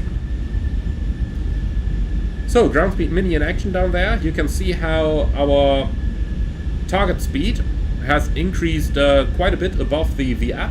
That's because of the additional headwind we have compared to the wind on the ground. I'm going to do a separate video explaining the ground speed mini function though. Alright, so that's actually looking quite lovely, isn't it? Let's just head outside for a moment, just to see that in action. I always like the approaches to Leeds Bradford. It's really a nice view outside. It's some hills over there, and combined with the wind, that's actually going to make for some lovely turbulence on the approach as well. 1000. Checked. Okay then. Autopilot off. We've done everything we needed to. Cat 1. Sunset 788 upper when ready, descent to fly the ball. So as long as there is no turbulence in an Airbus, you basically wouldn't need to touch the side stick at all now. And the Phoenix, unfortunately, you do have to use it a little bit. But look at that. It is flying quite nice. 500. Delta 14, descent to fly the ball 200. Checked. 200, Delta 14. Land. Minimum. Continue.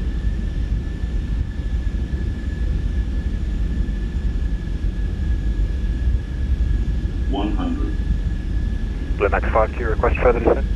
50. 4. Blue Max 52, descent to fly the ball 70. Descent 170, Blue Max 52. Alright, just put it down now. And here we are. Okay, spoilers, reverse green, decel.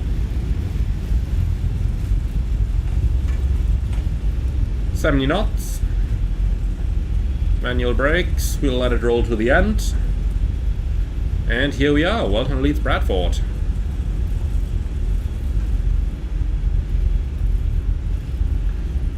So, flared a tiny bit too high. If I flared 5 foot lower, it would have been a perfect landing. But still it was within the touchdown zone, within the time specified for Airbus for the flare, which is 7 seconds. So overall, it was certainly a good landing. Could obviously have been a little bit better, that's out of question. But I am going to do a new video for you guys in the future anyway, in which I'm going to... Easy, 26 November Lima, in which I'm going to explain to you how we rate landings in the real world. That's going to be up, I don't know, sometime next week.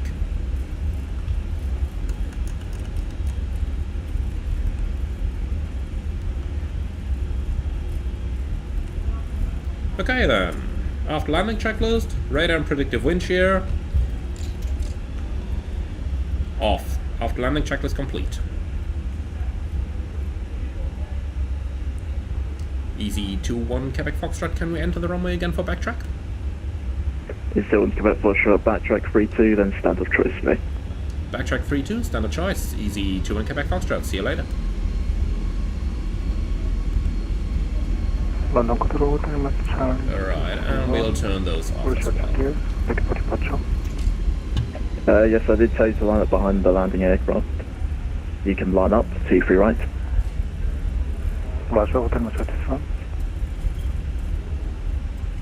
Okay, so standard choice. I do have a feeling that I know which stand I'm going to fly go radar for. heading 080 degrees.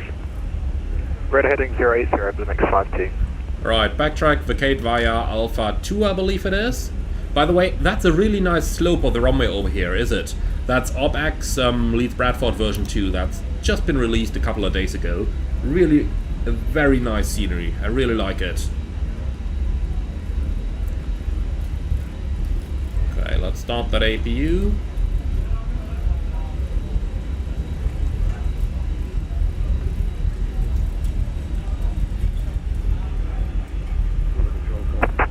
Okay, let's take the first exit over here. I want to do a little bit of taxi across all those buildings over here, because Orbx really put some very good details into them. But just for full transparency, I did get a free copy of the add-on, so just so that you know that... There's a good chance we yeah, will that I did get a free copy, but nonetheless, that doesn't mean that I cannot appreciate the scenery, because it is looking really good.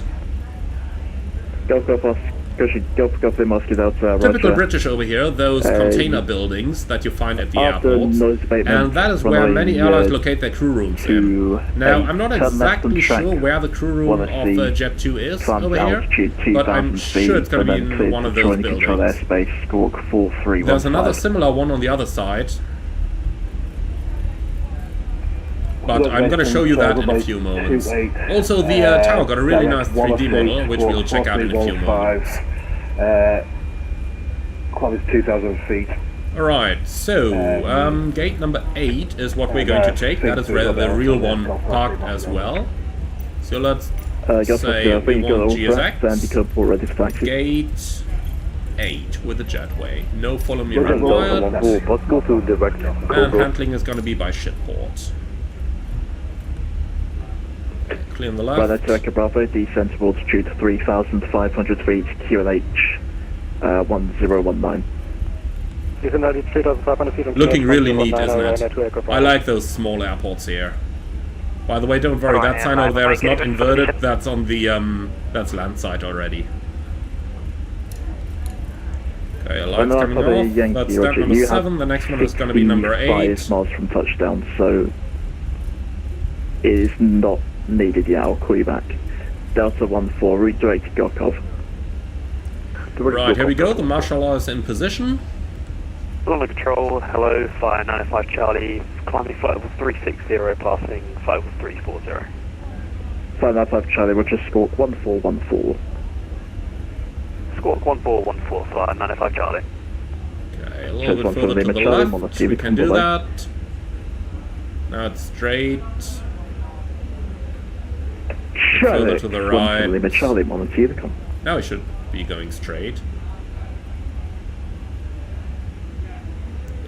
London, good afternoon, Easy 76 Yankee Papa Juliet 3 at Manchester, fully ready if we can accept Mike. Easy 76 Yankee Papa. And here we are. Helicopter 231. Okay, Are you gonna run up let's just get rid of that ATC there. Alright, APU bleed on, and then engines shut down. Cabin crew, all doors in park. Alrighty. So, engines shutting down. Now we gotta wait until the doors are actually being disarmed. And once the doors are disarmed, we can then release our passengers. I just hope that that actually is gonna work like that in the Phoenix. Oh, look at that! They fired a slide! Oh boy, they opened the door with a slide still. Can we see that? Nah, no visual indication of a slide. Man, that is great. Okay, lovely. So they opened the door with the slide still armed. Great job. I do have a feeling that in the Phoenix we just need to turn off the seatbelts first. Let's see what's gonna happen now. If they're gonna disarm them. Also, we can turn off the beacon. Ground power is available, so let's kill that APU. And then we can shut down the fuel pumps as well. Okay, now the slides are disarmed. Very good. Okay, parking checklist, please. Parking brake at shocks. So we'll release the parking brake again, since in the Phoenix I know that when the external power is connected, they also connect the chocks. So it's on chocks, engines, off, wing light, off, fuel pumps, off, parking checklist complete. Little story there. Does anybody of you know why the wing light is on the parking checklist? I'll tell you in a moment. But before we do that, let's have a very quick look at the airport scenery, because I actually like it very much. I really do. So let's just about head out, and yeah, you guys can start your deboarding, but we are just going to use GSX for that today. Request deboarding. Let's do everything through GSX for once. Okay then. Here we go, that's the camera I was looking for. But I hate it that sometimes it just resets the camera settings. Like, this is what I'm looking for. Camera speed 3, rotation 45, and that's how I do my walkarounds. So that is what I want to see.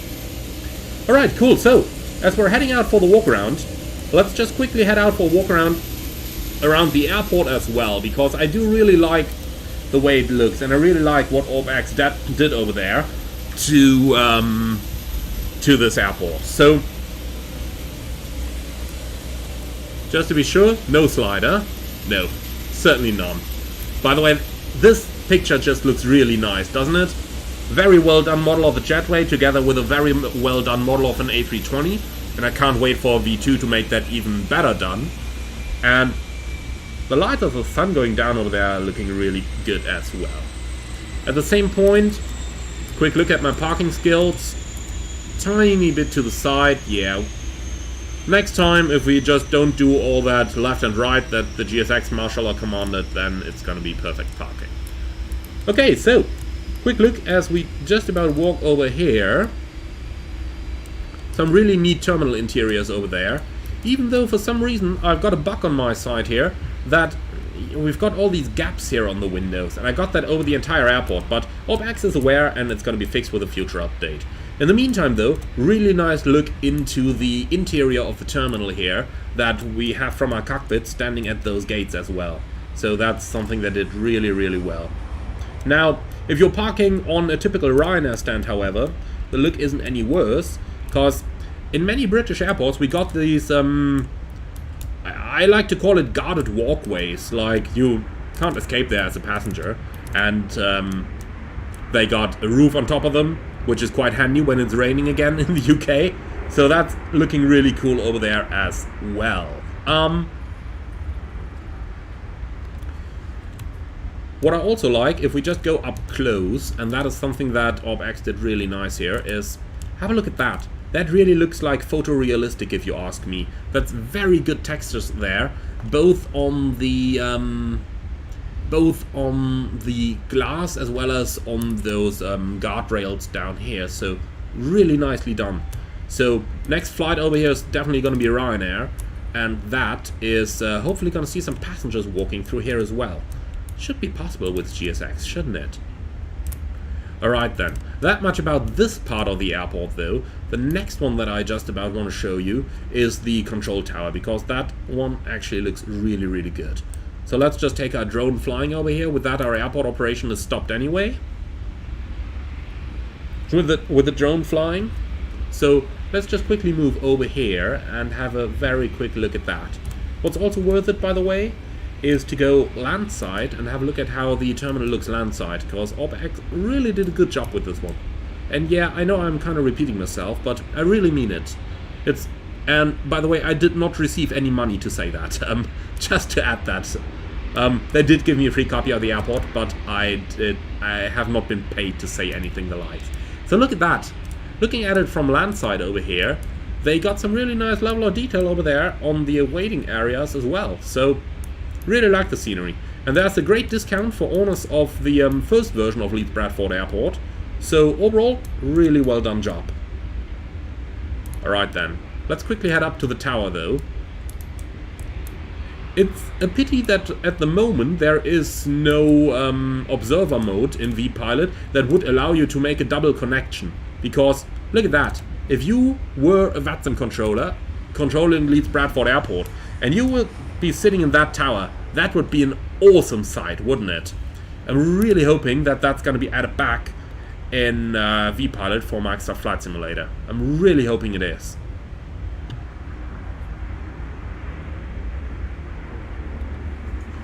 Alright, so that's the upper part, and we can also have a look at the lower one here. That is typically where the airport control would be. So over here you would have stuff like ground. That's the reason we probably have that ground chart open over here. But you would also have parking coordinators and stuff sitting in the lower level over here. So really, really well done, I gotta say. Really well done. Also, that sloped runway that we saw on the landing was quite a challenge as well, wasn't it? Like, you can see it fairly well over here. The runway has quite a bit of downslope over the touchdown zone. So that's probably why I flared a bit too high, you know? I've did a normal flare for a normal landing, but at that moment I totally forgot that the airport, or that the runway is sloping down. And you got that on both sides, like that's the other side, that's the one we actually landed from. And over here the slope is going down as well, in order to go back up again at the later part of the airfield. So that makes for a really nice, and attracting airport. Alright, so let's go right back. We'll take a little walk down here. By the way, that's some nice trash cans, huh? And yeah, I just said that somebody did nice trash cans in the scenery. That's the level that we've come to in Microsoft Flight Simulator these days. And with loads of add-on developers doing really awesome scenery. Like, just look at the level of the bricks on the wall here. That's pretty cool.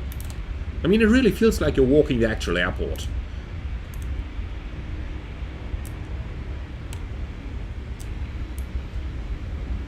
Alright then. Let's go back to our plane. we'll do a very quick version of the walk around, and when we're done with that, we'll head back into the cockpit, and we are going to plan our return flight. So, I did all the explaining of the walk around in the beginning already, so if you want those full explanations, then I do recommend that you are simply going to skip back to the beginning of the live stream. So I'm just going to do the walk around the quick way over here. And of course the most important thing, make sure that nobody puts some device in here that's not meant to be there. Alright, looks like they're done with the unloading of the cargo already, so we can just skip ahead of that part. This time we can at least check the working lights as well. Alright, so...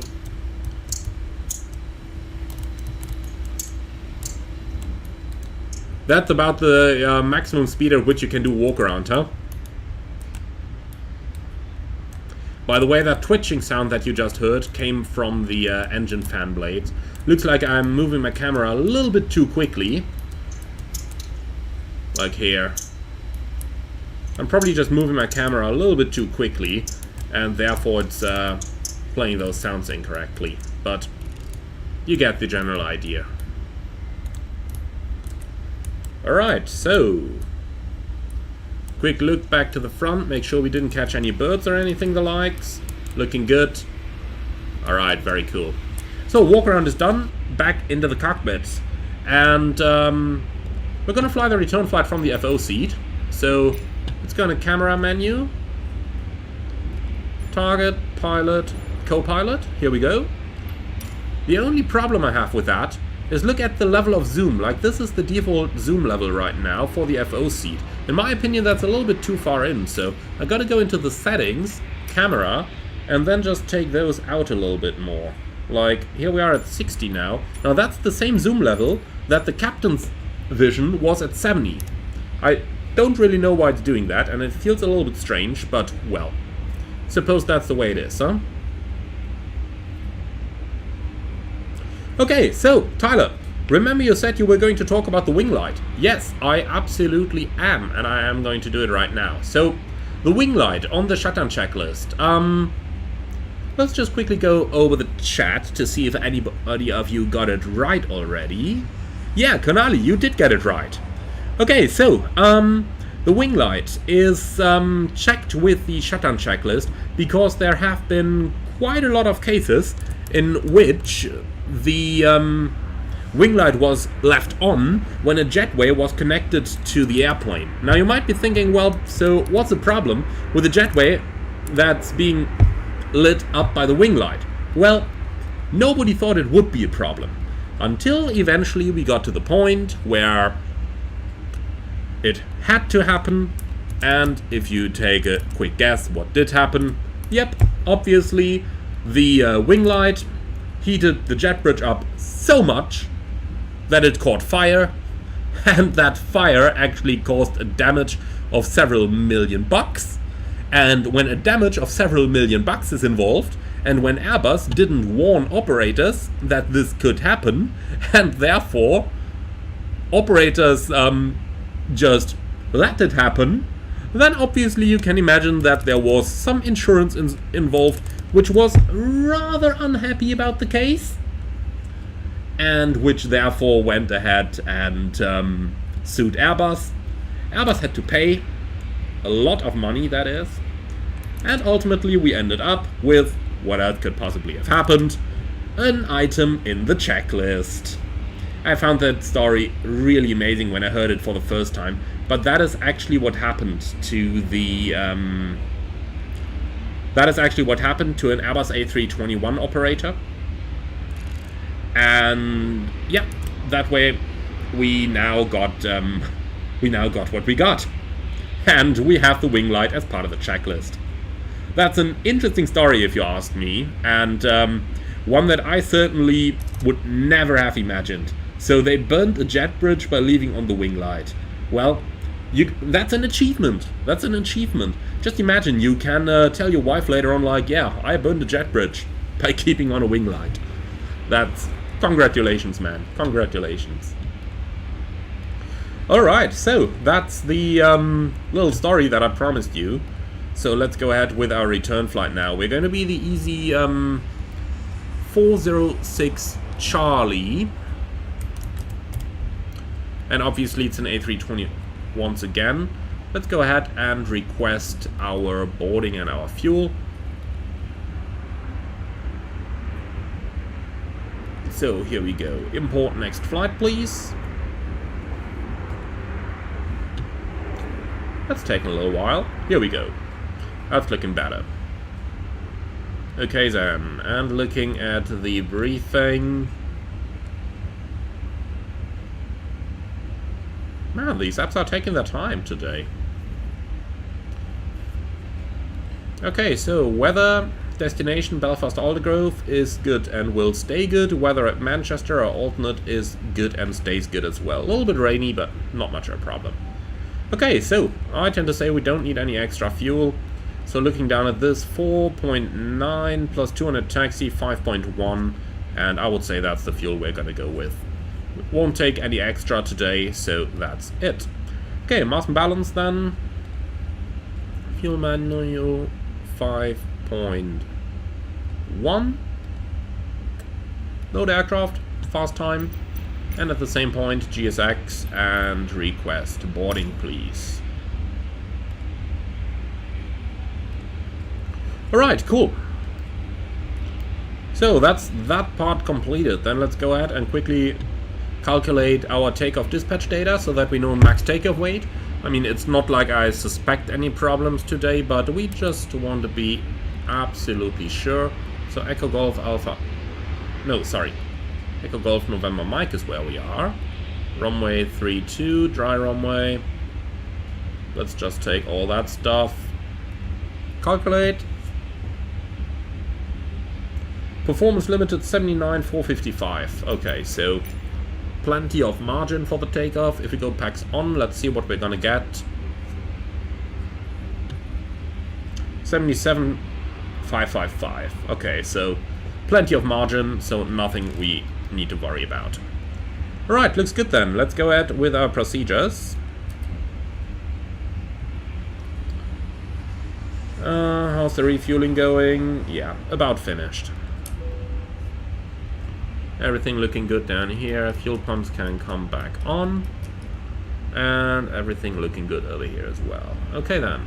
Moving down. Everything good. Everything where it's supposed to be.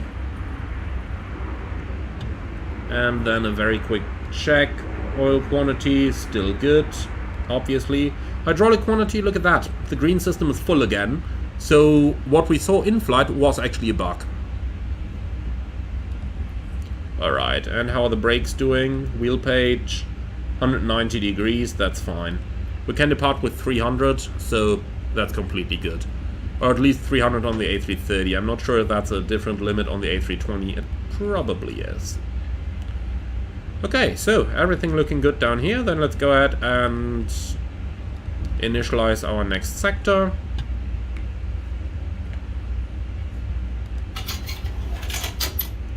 Most important feature of the entire Airbus.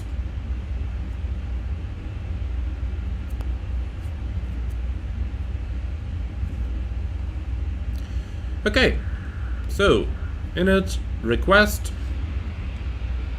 and it's gonna be Easy 406 Charlie. Cost index 15, cruising at flight level 240. So, departure, runway 32. Let's see what we got. It's a Nelsa 3 Whiskey departure. So that's gonna be that one. Insert. And at Belfast, an ILS approach, runway 25. No star. And do we have any via over here? Arriving via Belzoo. Well, let's quickly check the charts to see what we're up with.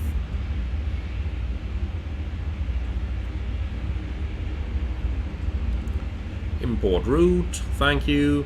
Leeds Bradford and ground charts. That one and that one. And then the departure chart, Nelsa 3 Whiskey, and then we can go back to our arrival in Belfast Aldergrove. And we gotta take that one, that one. So, arrivals, let's see, what do we have on here? So we're coming from... Which one did we say? Coming from Belzoo. And that's the real-world flight plan, by the way. But I cannot really see Belzoo in any over here.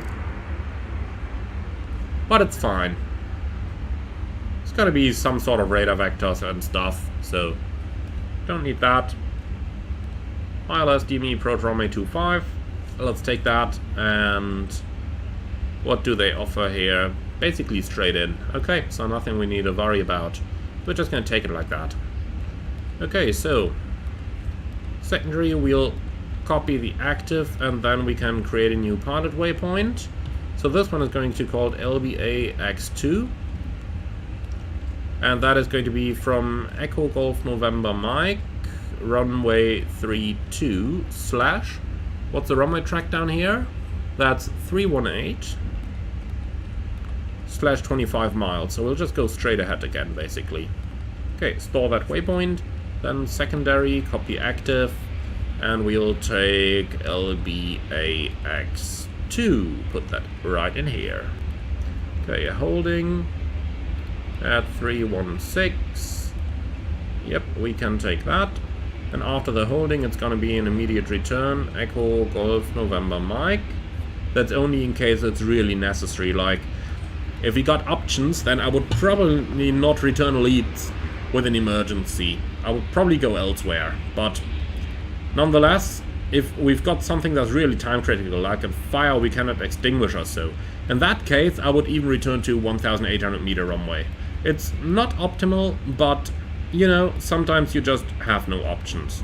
And if that's the case, then yeah, what can you do, huh? Okay, so that much about it, and that much about our emergency case. So let's delete the previous route, store the current one. Look at that! I cannot store the route. Oh boy. The Phoenix is buggy today, is it? Well. Then we cannot check our route, fine with me as well. So, zero fuel weight, 62.5. That's quite a high zero fuel weight, is it?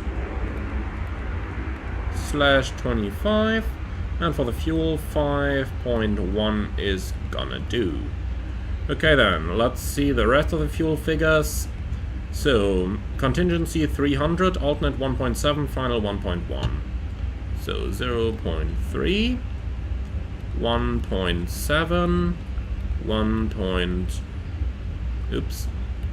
1. And that's what I meant. On the ground, it can happen that the Airbus is going to show you a negative extra fuel. Totally normal, happens. Especially since we still gotta add our headwind of 38 knots on the flight. So now it's probably gonna be like, yeah, minus 200 kilos. Wait for it. As soon as we're in the air, that is gonna become positive. That's Airbus logic. And Mike, isn't the missing quantity in the green hydraulic system because of the retracted landing gear? Always thought so at least, but please correct me if you're wrong. You're not wrong, you are absolutely right. The only difference is that the target, so that green box over there, that should move as your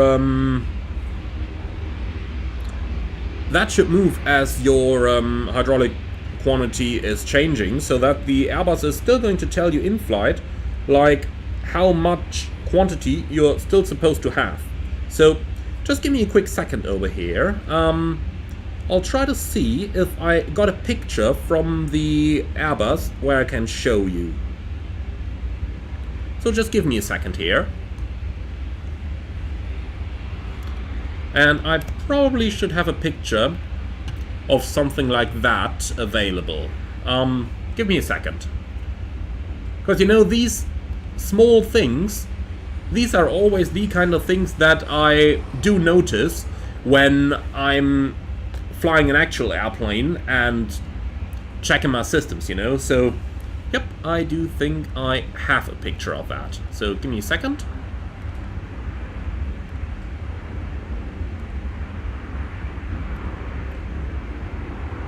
And let's see that I can get that on the screen.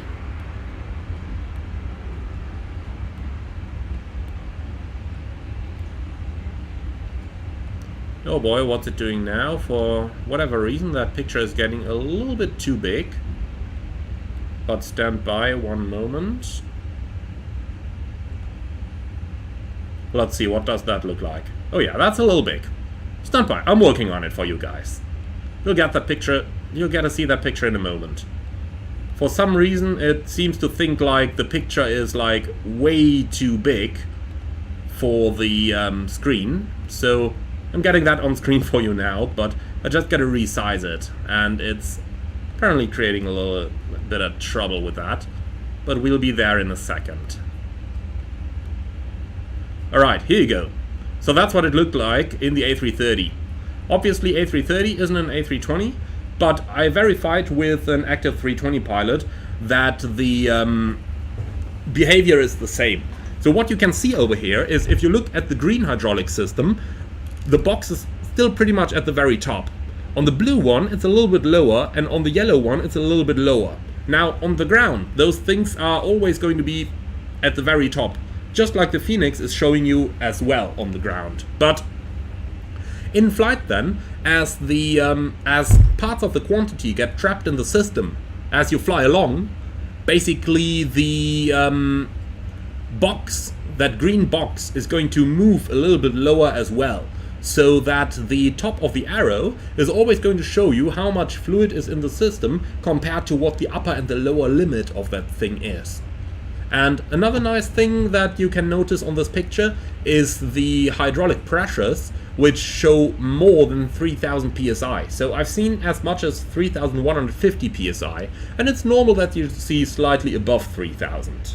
So that's just a little bit of the that's just a little bit of stuff that I noticed when flying the real Airbus that was a bit different than in the simulation. So you can see in here they are basically at the very same level at the top, and the green system in flight decreased to like half, but that box should have come down with it to show that it's still within normal limits.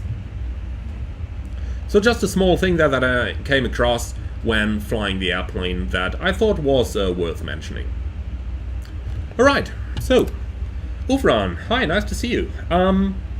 Sometimes when I spawn in with the Phoenix I get a hydraulic fault. Don't remember which one it was, but any fix for this other than using the failure tab? Honestly, without knowing what fault you get, I cannot really answer that.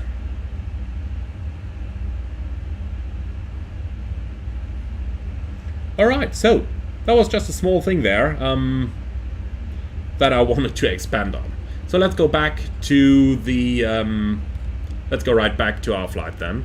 So we got a Leeds Bradford, runway 32, synchronize with the final load sheet, synchronize live weather, load that up. So we are looking for flaps 1, 54 degrees, speeds 30, 40, 40. So 1, 54, 133, 140, and 140. Alright, 1670 for the reduction in acceleration as well as for the engine out.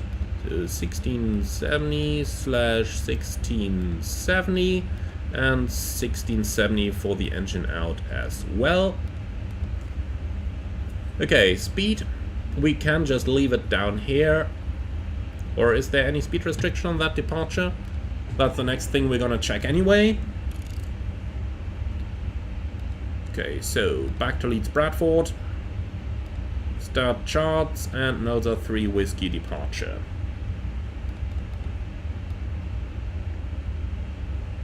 Man, that actually looks like quite a nice thing to do some manual flying with it. I tell you what, that's what we're gonna do. Well, first we're gonna check that everything is correct though in our box. So So let's see, we'll proceed to 0.5 dm from the ILS at 1900, whichever is later. Okay, then it's gonna be 311 till 2.1 dm. So that looks like the Alpha point, then the Bravo point on 312. Then a left turn 272 until 3.5 miles. So that's 279 Delta point, but track 272, okay. So that is correct. And then it's going to be a left hand turn 323 until 12 dm Pole Hill. Okay, so that's 323, and Lima is the 12th letter of the alphabet, so that's what we're talking about. Between 3000 and 70, we've got 3000 above in here. Alright, what do we have next then? 1 mile until 11 dm Pole Hill, and that's where we start a right hand turn to cross 10 dm between 3.5 and 70. So we've got 3.5 or above in there. Okay, and then intercept 270 in Mount Nelsa. And that's 270 in Mount Nelsa.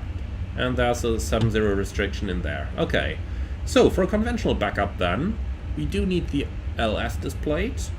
India Lima Fox is still inside, that's very good, and is, or should remain active here as well. Just for the sake of it, I am going to tune it manually though. Okay, very good. Then we need Pole Hill for the initial inbound over there. So that's going to be Papa Oscar Lima.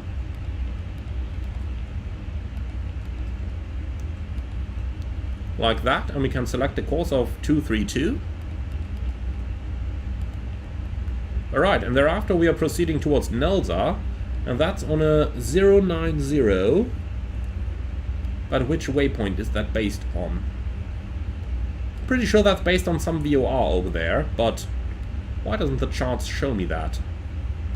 It should absolutely tell me which 090 that's based on. Well, can you guys see that anywhere? I mean, there has to be a VOR which that radial here is based upon. Do we have it in a textual description? Okay, intercept 270 bearing from LBA NDB to Nelsa. That's interesting. Okay, well then we're gonna use an NDB even. Okay, even better, then we can use Pole Hill on both sides. So what I'm gonna do then is ADF and VOR on the settings. And by the way, you will be laughing. I recently had to fly an actual departure using this. I had to fly an actual departure on the raw data needles. That was down in Africa when we flew a connection flight down there in the A330, like a 1.5 hour flight, and they basically told us right after departure, okay, intercept radial blah blah from VOR so and so. And at 5 miles, turn right, intercept radial so-and-so. At 10 miles, make a right and turn onto heading so-and-so to intercept radial so-and-so. That was so cool. I never thought I would actually have to do something like that. I never thought I would actually have to do that. But it was really a lot of fun, so let's do that today. That's like a typical pilot assessment situation now. So we better not mess that up. Alright, so that stuff's in there, and with that we basically got everything set. So, very good note by the way, that Leeds is a noise abatement procedure 1. So let's put that in as well. 3170. Oh, 3170 for the acceleration. That's a good point, guys, that you made there to Brearley. Wait a moment. Brearley Aviation. I hope I pronounced it correctly. My apologies for that. Okay, cool. So that's basically done. What else do we have to do? Well, suppose we can start with a briefing, and we can start our APU.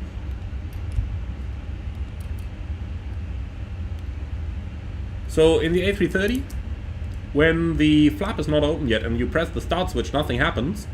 But as soon as the flap is open, the APU starter is going to come on automatically. In the Phoenix I noticed that you had to wait until the flap shows open, and only then you could actually press the starter. A little different behavior there from the A330. So in the A330, since I pressed the start switch earlier, it would have come on automatically. Here I need to do it manually now. Well, so be it. Small difference, but Again, little difference that's probably worth pointing out. Okay, so let's continue with the departure briefing. And since the captain is pilot monitoring now, the captain is actually going to start it. So, takeoff runway 32, and it's going to be the Nelda 3 Whiskey departure, initially climbing to 7,000 feet, and then we should certainly pre-select that as well. Okay, climb to 7,000, MSA 3,500 the highest, and extra fuel and time, well, we'll have that thing calculated in flight. It's showing 2.9 right now, but that's still minus 0.2. Interesting. And if that is negative down here, then that should be negative as well, the EFOB. Or that should be amber, sorry. Should be amber. Okay, so hotspots for planned taxi, I basically don't see any. We got to backtrack an active runway, and I don't think there is ATC online any longer. Stop margin for rejected takeoff, we cannot calculate that with a Phoenix EFB, but it can't be much. And the engine outset is going to be straight at 25 miles, climbing 4,000 feet, which keeps us above the MSA. Immediate return is possible if we need to, but we can at any time just go to Manchester as well. That's nearby, and that's got better maintenance facilities as well. Special and non-standard operation, we're going to fly the departure using raw data. So just after liftoff, we're going to turn the flight director off. And then it's going to be raw data all the way. Okay, threats for the departure then? Well, obviously the raw data flying is a little bit of a threat. Even though we are perfectly capable of doing it, we still got to consider that if that we are a single pilot, so we need to we're a single pilot, so we need to consider that we don't have anybody to back us up over here. So that's the most important point probably. Apart from that, don't see any threats for the departure, so that's our briefing complete, unless you've got any questions. Then we can do the cockpit preparation checklist. So it's gear pins and covers, removed, fuel quantity, 5,100 kilogram balanced, seatbelts on, ADRs, nav, barrel ref, QNH 1018. Cockpit preparation checklist complete. So let's see if we received a load sheet in the meantime.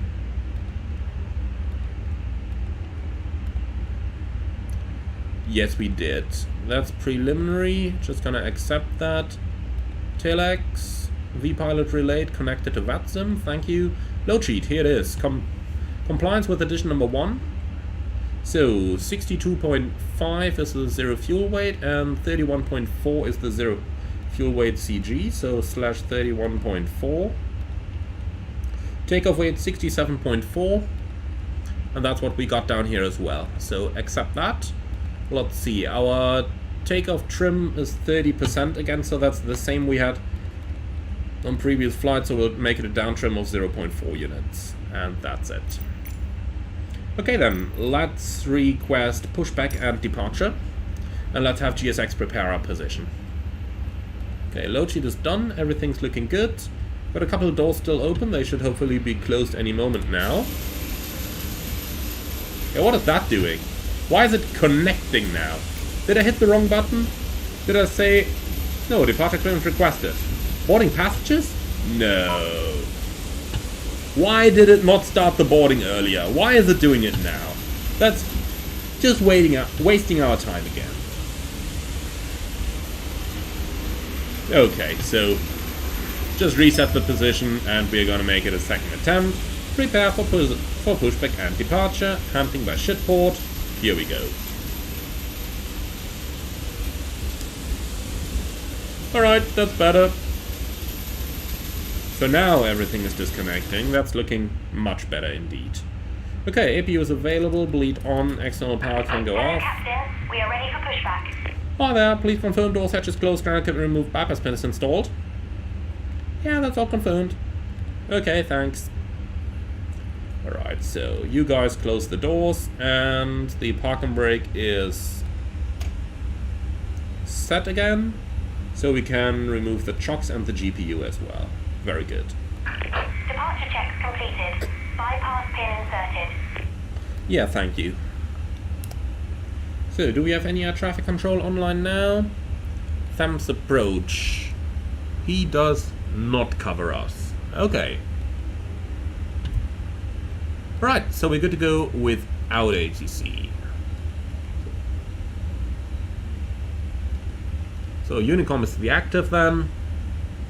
That's looking good down here. Alright, cool. Where is the... Here it is.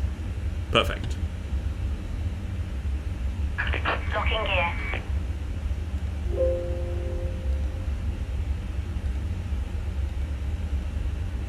Right, company message. Let's see what that is.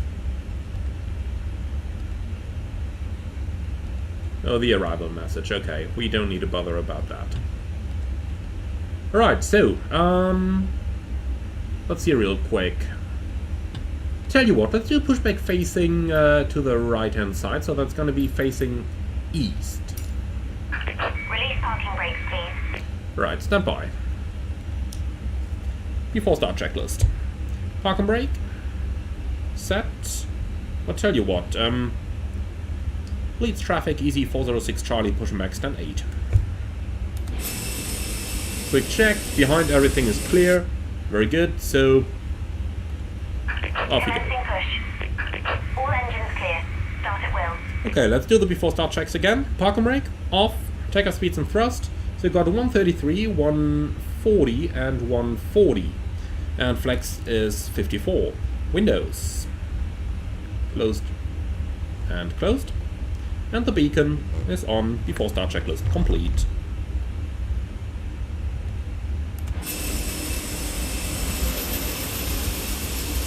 I really like these small airports. Really like them.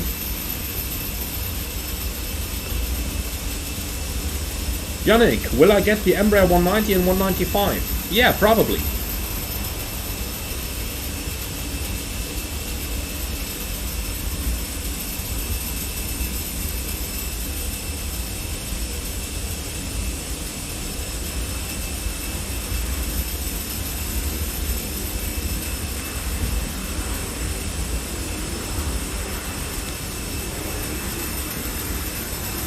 Right, looking good on the pushback.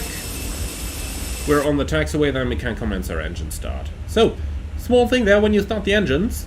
When rotating is selected to ignition start, you'll see the FADEC takes a moment to power up. Only once that is powered, we can commence our start and do engine number 2. So you gotta wait until all the axes have vanished from the engine displays before you can actually commence engine start. That's not a bug, that's a feature.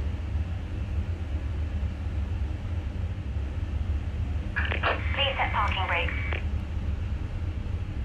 Cockpit to ground. We have a good engine start. You can disconnect. Well, almost.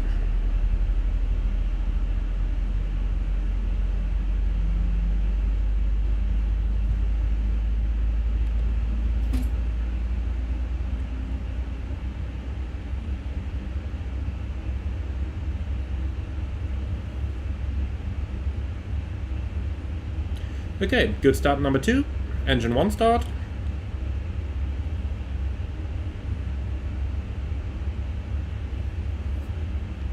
Unlocking gear. And number 1 is coming up. It feels strange that I don't have to talk about anything here while the engines are starting. Tow truck disconnected. Bypass pin removed. Lion, that's a very good question there. How long do I think it will take for the Flight Sim Studios Embraer to reach the Phoenix or PMDG level of quality? 5 years, minimum? But I don't think that FSS is actually aiming for Phoenix or PMDG level of quality. I think they're aiming for something much lower. Even though it's hard for anybody to know right now, because they will not say exactly what they got in mind for their aircraft, but if they really want to go for PMDG level, then that is going to take several years. I mean, they don't even have a custom FMS yet. That alone is going to be 2 years of development, and if they go PMDG level, so including failures and stuff, that is going to take a lot longer. A lot longer. Okay, so clear signal has been received after start checklist. RTIs off, ECAM status checked, pitch trim, that's 30%, and rudder trim neutral after start checklist complete. Flight control check. full up, full down, neutral, full left, full right, neutral, rudders, full left, full right, neutral. Okay, clear right side and clear left side. So, quick look at the chart now as for the exact taxi routing, but I wanted to give you a little tour of the airfield, so that's the reason we pushed into the direction we pushed. Okay, so it's going to be straight out Alpha, right turn Delta, and then via Delta 1 we can do backtrack. Okay, so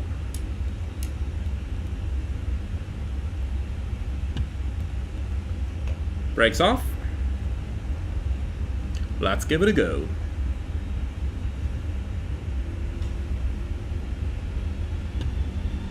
Brake check.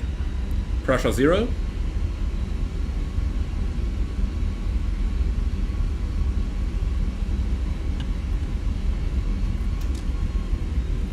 And then we just gotta go straight and then take Delta to the right. So this is not Delta yet. No, that's Charlie leading on to November. Right, that's not where we want to go. We go straight and then we take Delta.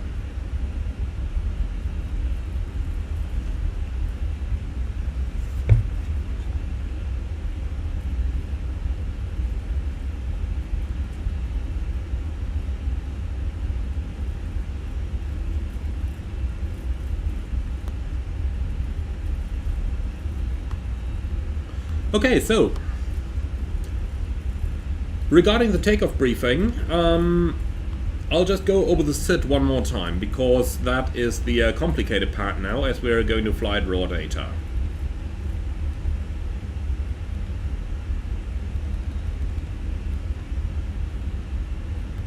So it's going to be straight at until 0.5 India Lima Foxtrot, or 1190, whichever is later.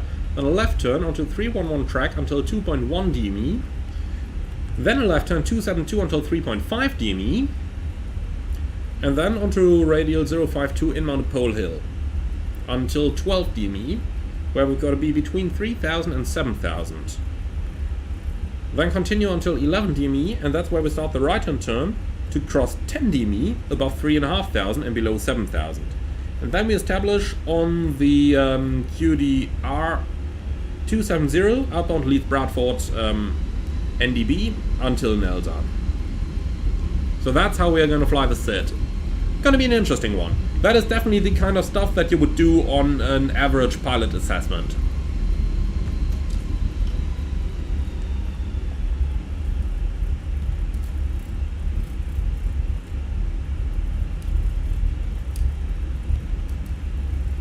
So just waiting for the cabin again. Let me just turn on the TCAS since we're in Honeycomb land here.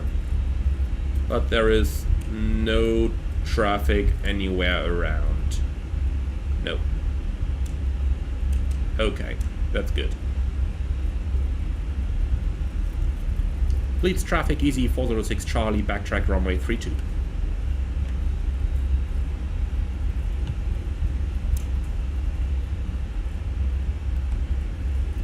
Okay, clear right side, clear left side. Let's also put on a couple of the cockpit lights already. That's looking cool, isn't it? Exactly the right time of the day for such a flight. We made a good choice there with the time at which we are flying.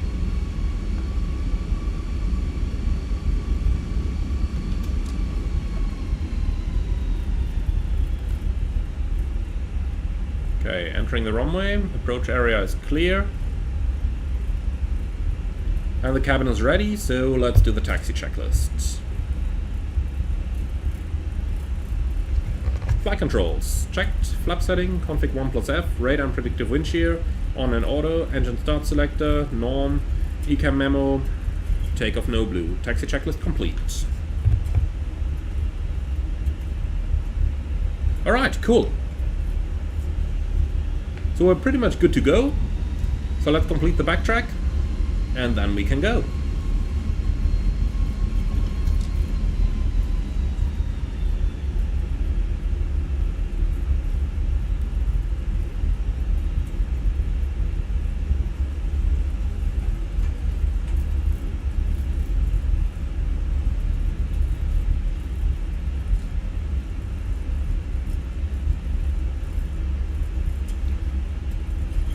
Cabin crew, prepare for departure. Lineup checklist. Takeoff runway. That's 3-2 full length. TCAS. Tara. PEX 1 and 2. On. Lineup checklist complete. Lovely slope of the runway, isn't it? You can barely see further than the aiming point. Okay, takeoff.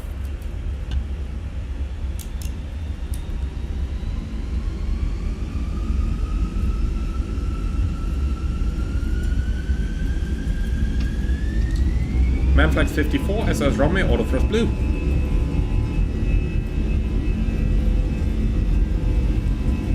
So remember, the first DME we're using is located on the PFD, that's coming from the ILS. 100 knots. Checked.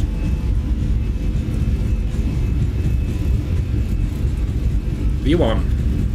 Rotate.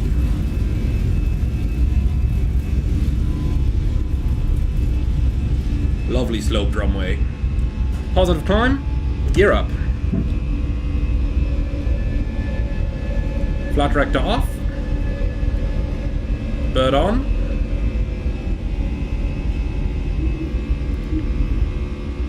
Okay, so 0.5 or 1900, whichever later. We got that. So 311 is our new track.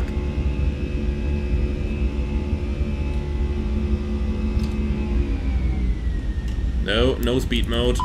Thank you. And we fly that until 2.1 DME, and then we turn left 272.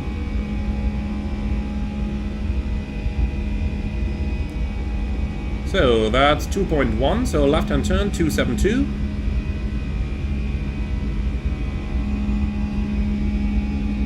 A little bit too much pitch here, pitching down again. Looking good. Slightly overshooting though. Let's go back towards 272. That's better.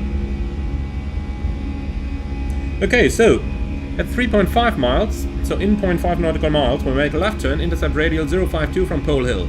And that's what we've tuned active on the VOR display. Also we're at 3.6, so we can start accelerating. Okay, here we are. So left hand turn onto that radial.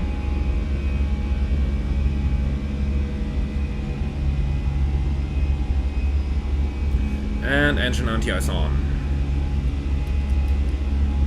Engine anti-ice is on. Flap 0. Speed check, flap 0.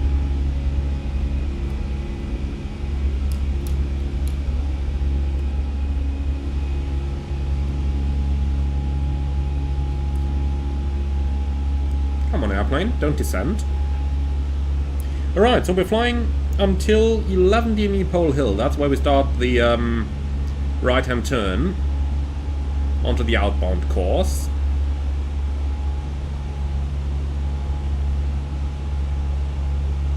So 12 DME coming up next. We need to be between 3 and 7,000, and that's where we are. Here we go. So 2,000 to go. Let's start to limit our rate of climb to 2,000 feet a minute, and we can also start pulling back that throttle a little to keep the speed under control. And then we are approaching, well, we are passing 11 miles, so right hand turn, and now we're looking for 270 on the track.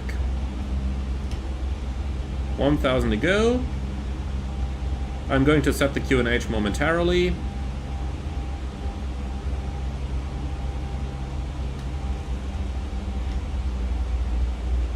Okay, so we gotta pull the end of that needle from the NDB onto 270.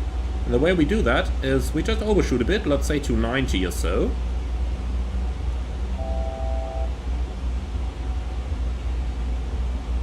As you can see, here that NDB comes. Okay, set standard. done a cross-check, passing level 6.5 now.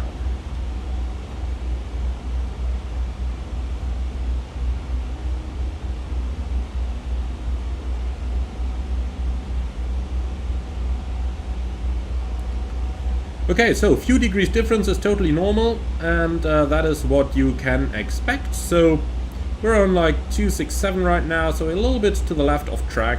Gonna correct a bit more to the right, but it's well within the limits within which we have to fly a procedure like that. So I would say for, let's say, typical line flying skill of an Airbus button pusher, that was okay navigation.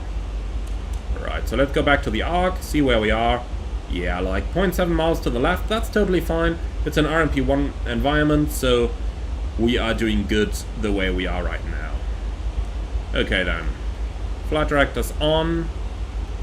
Manage navigation. Tell you what, I'll just go heading for a moment.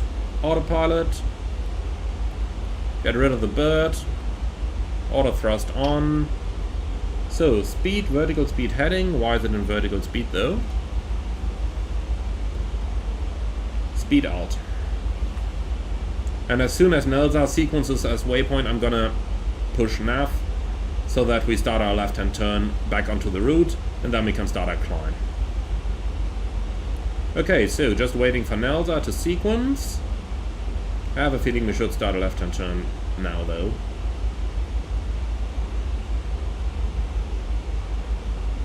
Here we go. Okay, nav. And now let's continue our climb. Looking at flight level 240. Like so. Thrust line climb, nav, alt, flight level 240 blue. Alright, that was a raw data flown departure. Because why not? Okay, engine anti-ice off. It's fun to do these little things all the time. Because you basically never get to do something like that in normal line flying. And then when it happens to you on the line, well, that is pretty much the moment where you absolutely should be able to do it. And as I mentioned, I never thought this would ever happen to me in the real world.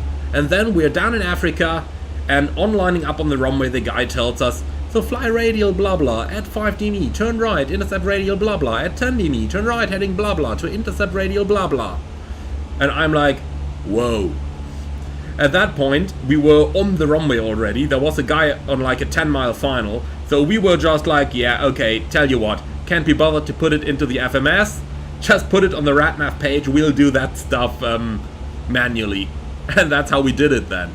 Was really great. Really, really great. Okay, passing 10,000. So lights coming off. Don't think there's going to be any turbulence. So seatbelts can come off. Airport's up here, LS off down there. Okay, then we can clear RadNav, copy active to secondary.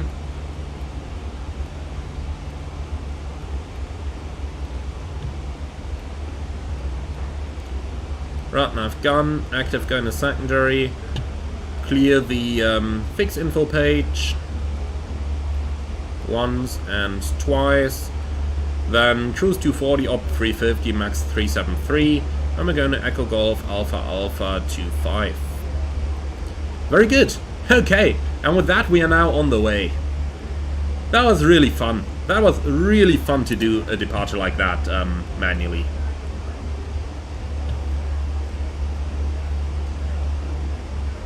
Alright, so with that we are out and away.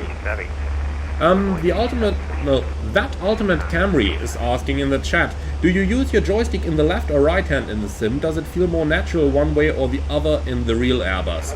Well, in the sim I'm using it on the right hand because I'm using the WinWing Orion base with the F16 grip, and the F16 grip simply is made to be used with the right hand. And, well, since I'm flying the A330 from the right hand seat in the real world as well, it's just more natural to me to do that with the right hand anyway. However, it can be a little bit annoying at times when I have to handle something on my mouse. So if you see me looking around like that, then it's basically because I'm doing it on my joystick, because I can't reach my mouse when I'm controlling the stick with it.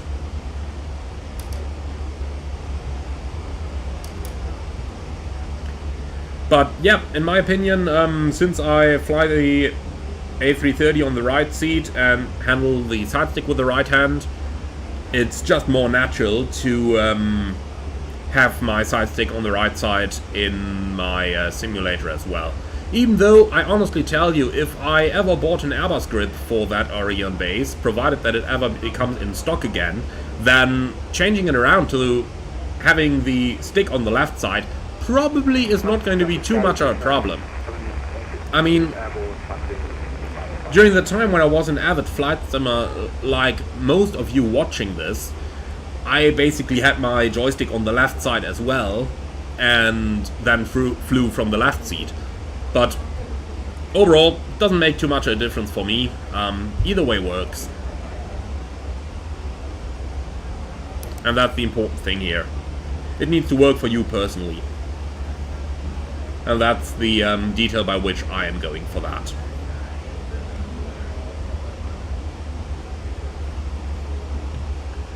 Okay then.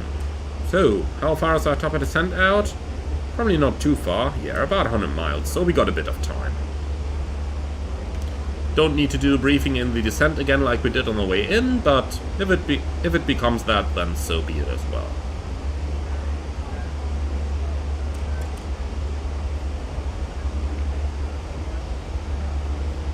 Oh man, this is exactly the position of the sun that I don't want to have. Luckily in the A330 we got a third sunshade that we can pull down in the middle over here. That is really helpful when you're flying into the sunrise. Or if the sunset is just in front of you for 3 hours straight. Just had that flying to the Caribbean on my last sector. We flew with the sun and we had it right in our face for 3 hours at a time. While many people would probably just say, oh how beautiful, I'm like, oh, or rather, ow, my eyes. But in the 330, luckily, those sunshades, you've got a third one in the middle, which is really helpful. And, well, if that doesn't work, you know you've got a checklist holder down here, right? There's still some paper checklist in there, so you can just stick the paper checklist right in the middle. And then the sun is definitely going to be blocked out of your eyes. Really useful stuff, so nobody ever tell me to go completely paperless in the cockpit. I want a little bit of paper, and if it is just to block the sun out of my eyes.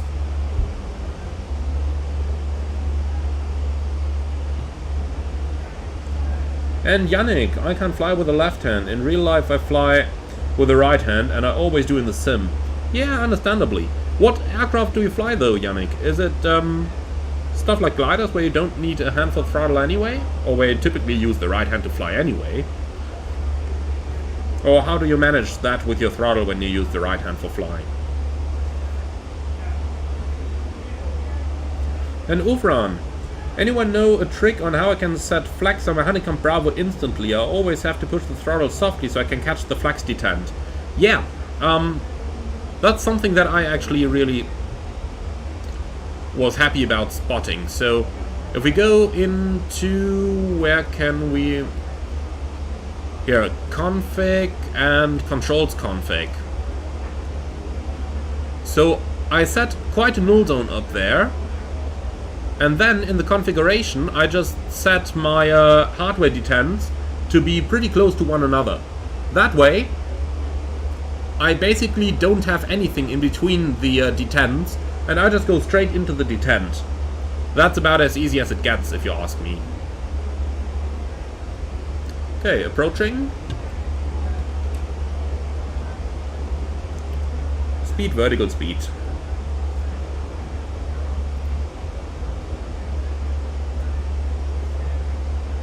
$1,000 to go. Okay then, let's just quickly go ahead and grab our landing information. We got the charts ready, very good. And then we can go ahead and grab that weather as well. Belfast, 250 at 11, 8 degrees, 1020. Okay, 1020 pre-selected. and the rest of it looks good. Okay, then let's quickly monitor the level off, and thereafter we'll have to go heads down for a bit to play in the FMS. All-star.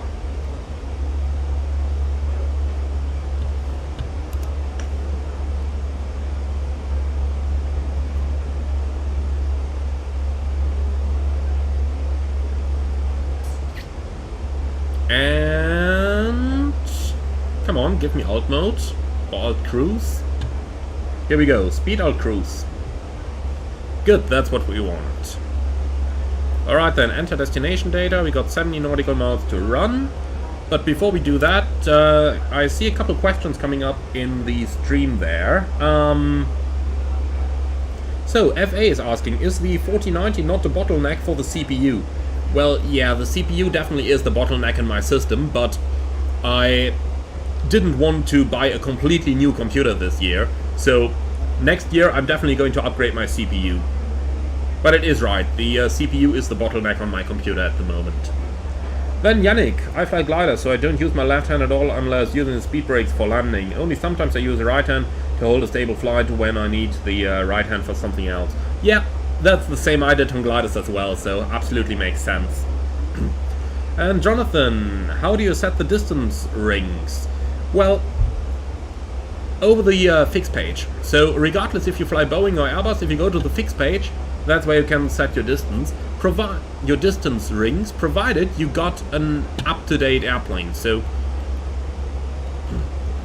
as you can see, we got the radius information down here on the fix info page, but that is not available on all Airbuses. For example, on the majority of those that I fly in the real world, we don't have that feature, because they're a little bit older. Only the newer ones have that. But I do believe that in flight simulation, all Airbuses can do that. So they all have that radius feature as well. But don't quote me on it. I'm sure you're gonna find some that probably don't have it. Okay, let's have a quick look at our arrival then. Also, since we're up in cruise now, we can put the TCAS onto below. And there's one guy actually coming up from ahead below us, but not a problem. Okay, so yeah, we might just get rid of that Belzoo waypoint. So in terms of setup, let's just do Belzoo /-10. Place waypoint mismatch. Why is that?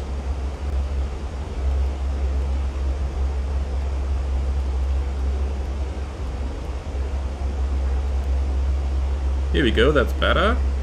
Insert, and then we'll get rid of Belzoo. Hey, what just happened? Did I delete the wrong point? Come on.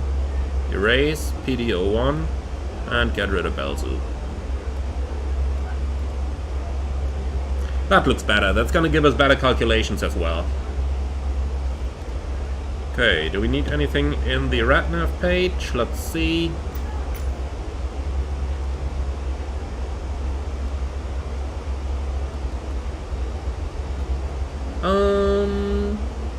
Yeah, Bravo Echo Lima.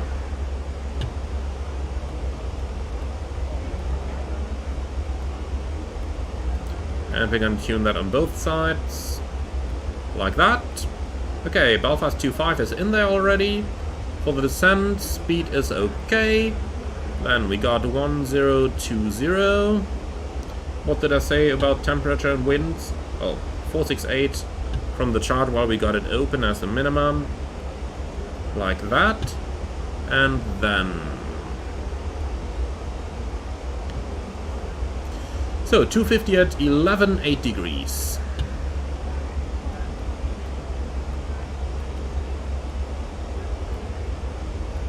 Like that, perfect.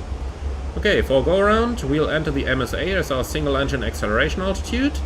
And that is the highest, yeah, 3.4 in that sector. So we'll make it an engine out acceleration at 3.4. Looks good, looks good. Copy active. And then let's see about our runway real quick. So if we can vacate... No, can we actually vacate over here? Don't think we can, huh? So we gotta go to the end anyway. That's 2,800 meters. So tell you what, forget about the auto brakes. We'll land without auto brakes. Quick landing distance calculation though. Runway 25, dry, apply the METAR. Then let's see, landing fuel 3.1. That means 400 to go. 656.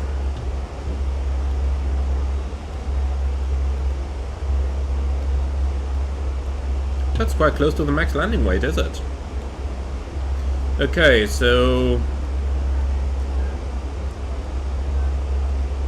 yeah, tell you what, that's what we're gonna do. 2,093 meters, and we have to let it roll to the end anyway. So that's fine. Alright, cool. So let's quickly check that everything we got for the approach is correct in the magic box as well. And then we can start our approach briefing.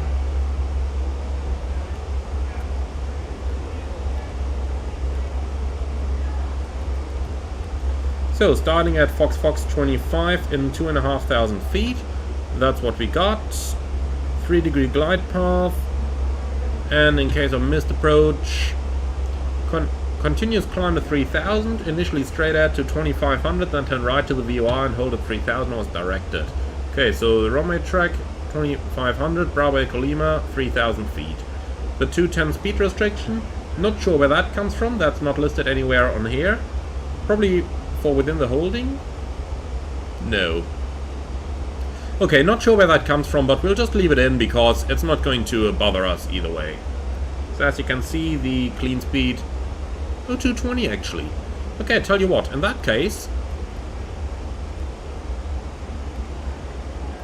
oh, look at that, there is no speed constraint in here. So where does that come from? Well... can't even delete it. Okay, that's strange. Normally that should work rather fine. But well, just gonna keep it like that, and so be it. Okay, are you ready for the approach briefing then? So, for the plan, it's your turn, my friend. Okay, so our plan is Mora of 3,400, 3,500 in the approach area, and it's going to be radar vectors for an ILS approach runway 25. The minimum is Barrow 468. Go around trajectory straight at 2,500, right turn to the VOR, climb to 3,000, and extra fuel and time. Let's have a look what the Airbus is going to say now. And look at that, all of a sudden 300 kilos, 9 minutes. And we exactly obeyed all the restrictions, so as you can see, the prediction on the ground earlier has certainly been incorrect. But the funny thing about that is, in the real Airbus, the same thing happens. So Phoenix is actually replicating a real-world bug with that. I like it. I really... wow. I don't like those reflections, though. Man, okay, get me rid of that sunshade.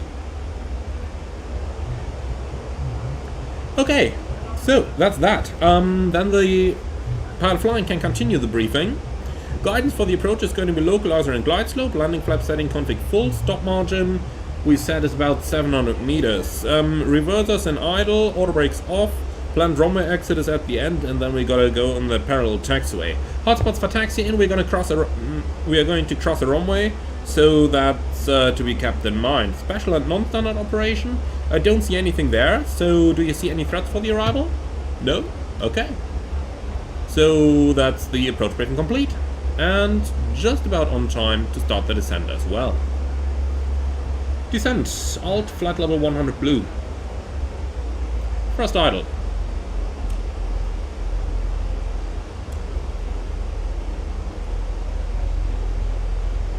Looks like we are getting a little bit high over here. More drag. Nah, not gonna get that yet, my friend. You can make it. Let's just increase the managed speed, let's say to 80. Let's say to 80. Here we go. And that way we should perfectly be able to catch that profile. Alright, cool. So, on the way down.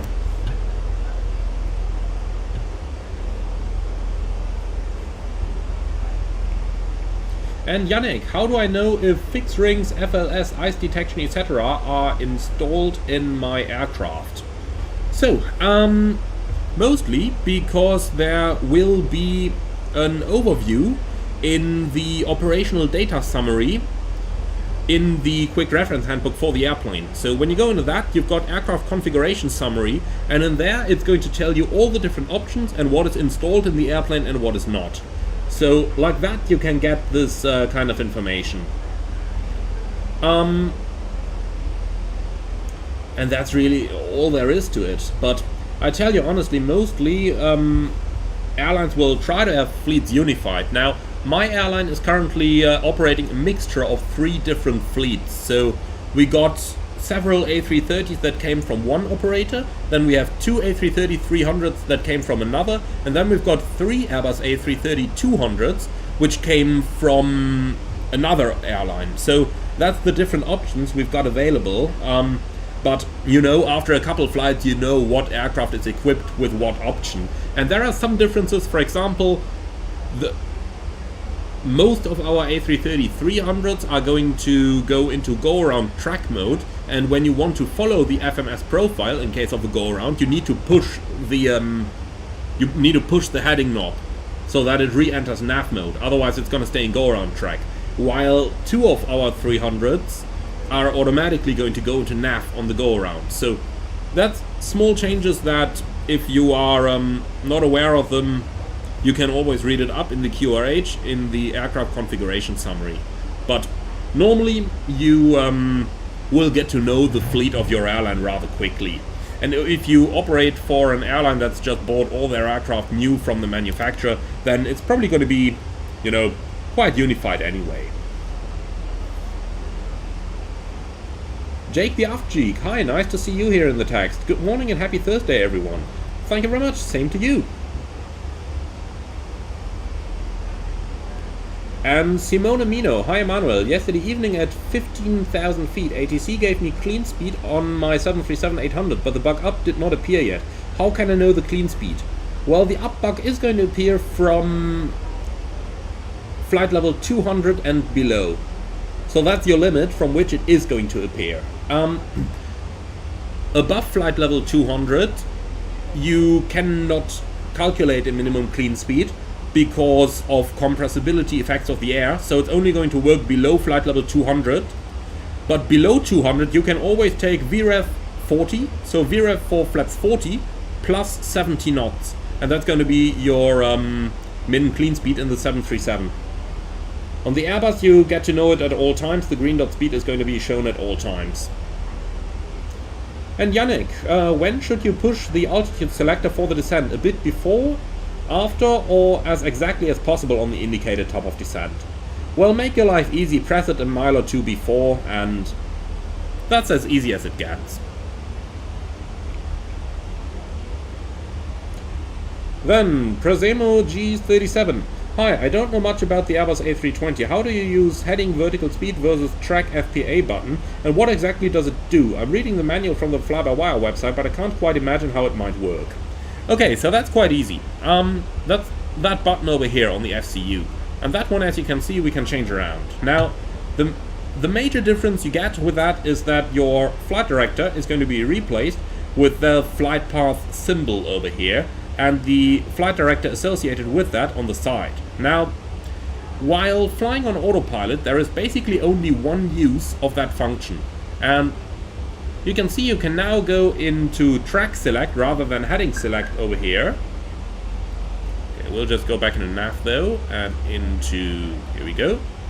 So thrust, idle, descent, nav, alt, flight level 100 blue. So the main and only function of that is to help you with the non-precision approach. So if you're flying a VOR approach without any FMS guidance, or if you are flying any non-precision approach that you need to fly using FPA function, all of those you would use the FPA mode for. FPA basically stands for flight path angle, so rather than commanding a vertical speed, you are commanding a certain angle that the airplane is supposed to fly, like I'm doing right now. So that's the difference.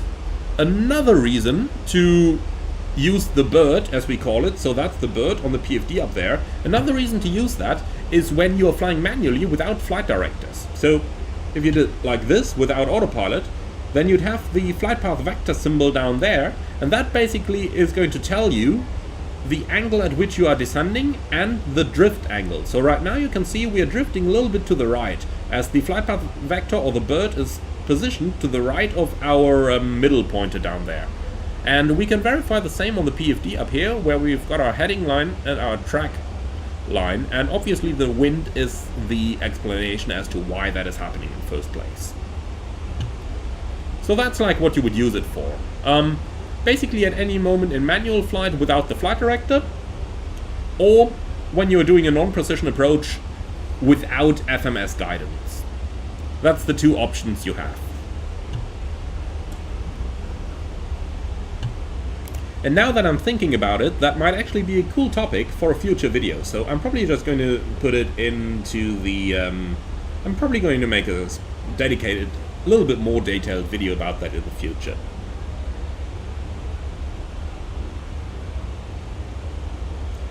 And Antonios, when do you use the on and auto modes on the TCAS selector? Well, those are basically not the TCAS, but the transponder. So the ones you're talking about is that one. And you basically, oh sorry, that one on top there, basically leave it on auto all the time. There is a bug in the Phoenix though, that you need to select it on the ground, so that your VATSIM transponder is going to show on to the air traffic controller, but that's just a bug in the Phoenix. In the real world, just put it on auto and forget it there, until you shut the airplane down at the destination gate. Okay then, we've passed level 100, so lights, signs, constraints, ILS, GPS primary accuracy high, and start selector and norm. Okay, set QNH 1020.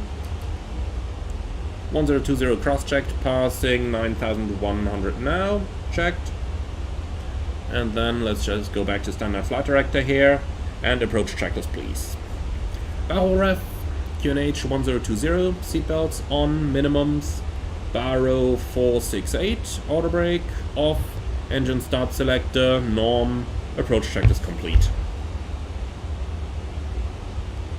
Right, let's take a little shortcut and fly direct to a 10-mile final. So direct to the center fix. Here we go.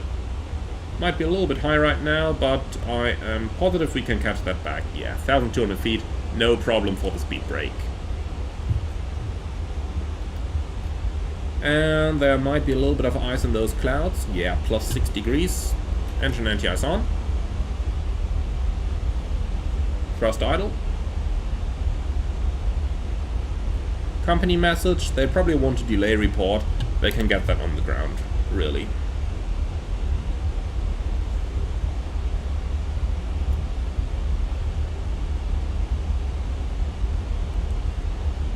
Alright. That's looking really cool, isn't it? That's looking really, really cool. Let's get rid of the speed brake. Don't think we need it anymore. By the way, see how slowly it's actually retracting the speed brakes?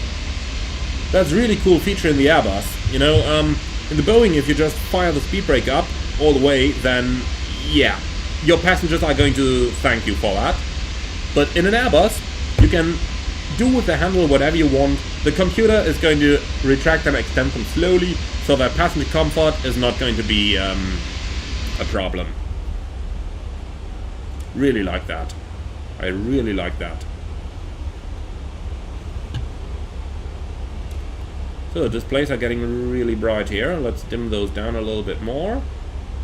This is like the maximum brightness you're going to get out of the real airplane. So you can see the Phoenix displays are really bright by default. Alright, that's better. Might also dim that a little bit. So that's looking really nice right now, isn't it? Okay, speed. Though I'm wondering why. Like that one, why doesn't it stay in thrust idle? I really don't know. Okay, quick look at the company message we just got. I just want to be sure they don't tell us to divert to a different airport. Easy ups. No delay report required. Okay, thanks. Can live with that.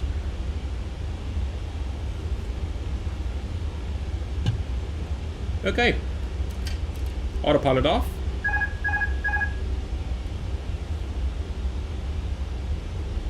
And flaps 1. Speed checked. Flaps 1. Should start our final turn any moment now. But look at that. Very nice idle profile descent right into the airport.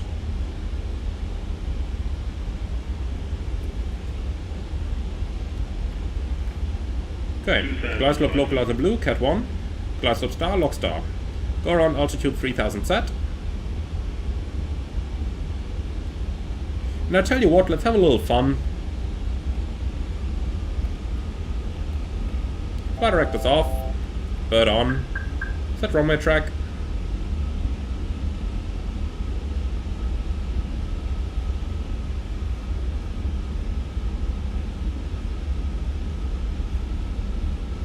So let's just fly the thing raw data. Since you guys asked about the bird earlier on, that is probably the best way I can demonstrate it to you. So it's quite easy. With the localizer and the glide slope centered, all we need to do on the bird is to turn the lights on. No. If we now align that vertical stabilizer of the bird with that runway track symbol, that basically means we are flying exactly on the runway track. So now we're exactly on it. Obviously I gotta recapture the localizer here, so I am slightly deviating to the other side intentionally now. But as soon as we're back on it, we just align the bird with the runway track, and then we align the wings of the bird with the 3-degree line, and then we're perfectly established. And that's as easy as it is to fly an Airbus raw data. Okay then, flaps 2. Speed checked, flaps 2.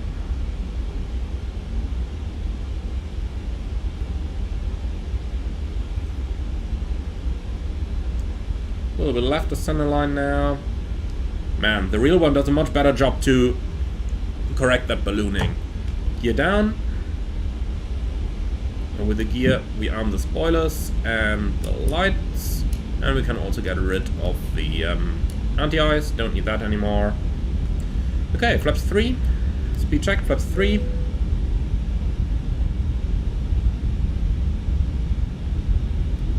And flaps full.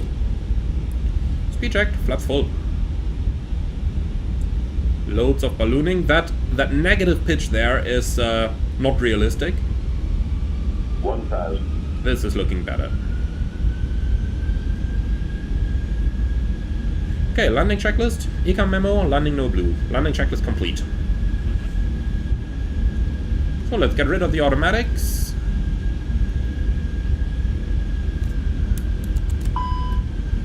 Auto throttle is gone. Okay, we're back on the glide slope. So now we just set the bird to the -3-degree line. We align the vertical stabilizer of the bird with the runway track symbol, and then we're straight on where we need to be. And that's about as easy as it gets.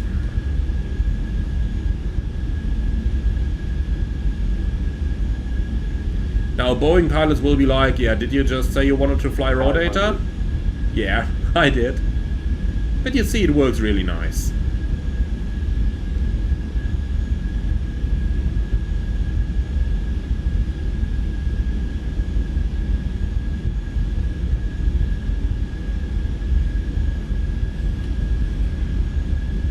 A little bit gusty here. Probably a tiny bit more thrust. But not too much. Minimum. Continue.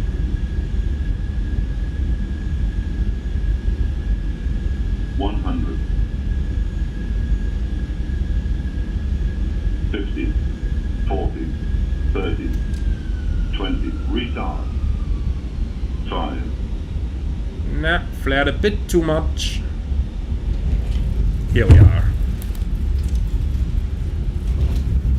Okay, spoiler, reverse green, decel. Note that you say decel when you just feel the deceleration. It's not bound to the green decel indication on the auto brake indicator. You say it when you feel it.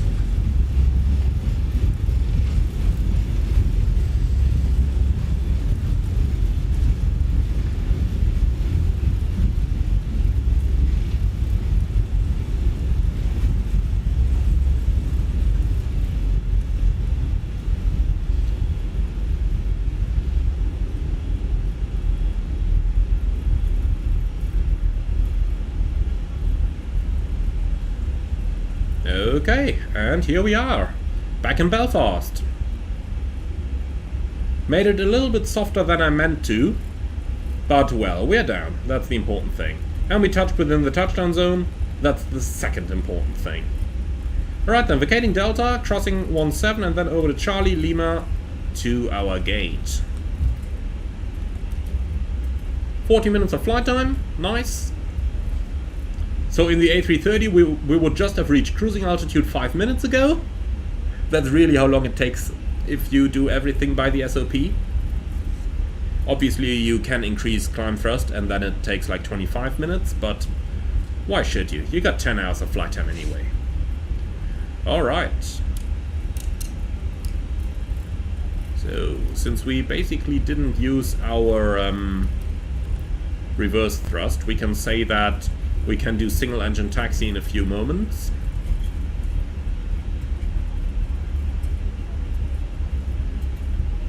Alright.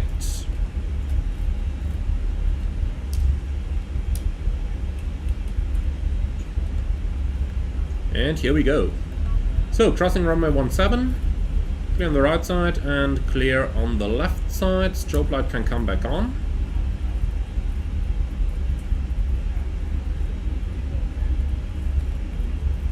Don't really need the LS system anymore either, even though it's not needed to turn it off at that point. After landing checklist, radar and predictive wind shear system off. After landing checklist complete. And do note you can easily check the radar and predictive wind shear just like in the taxi checklist. You can check it in the after landing checklist by looking at the PFD, so you don't have any indication down here. And then you got the amber predictive wind shear off on the ECAM. And both of them combined basically tell you that you got the predictive wind shear system and the radar turned off. Easy as that. Okay then, approaching the apron, let's quickly select our stand. So we're going to be on 17 again. That's basically where we started. Let's get GSX gate number 17. Walk in, no bus. That looks right. Don't need to follow me, thank you. Right, then we can do the after landing. Then we can do the single engine taxi. So electric hydraulic pump coming on and engine number 2 going off.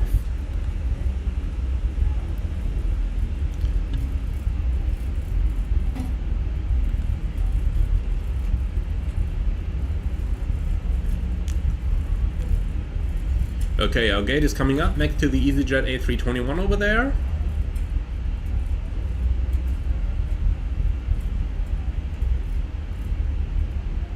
Okay, that's 18 over here. We want to take 17, that should be the next one. Yeah, here it is, 17. Okay, lights off.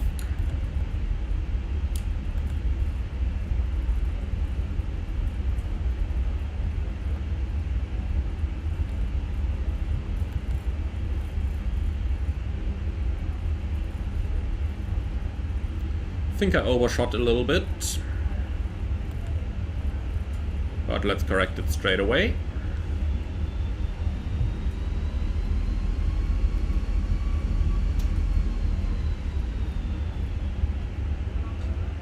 So this should be good, I think.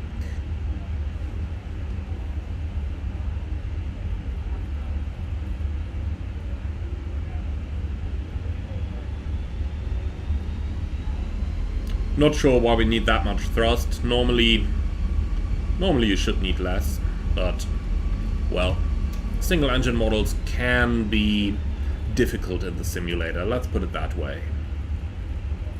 Okay, GSX. This time I'm not going to follow any left or right commands, I'm just going to follow the stop command. So let's see where you are going to park us now.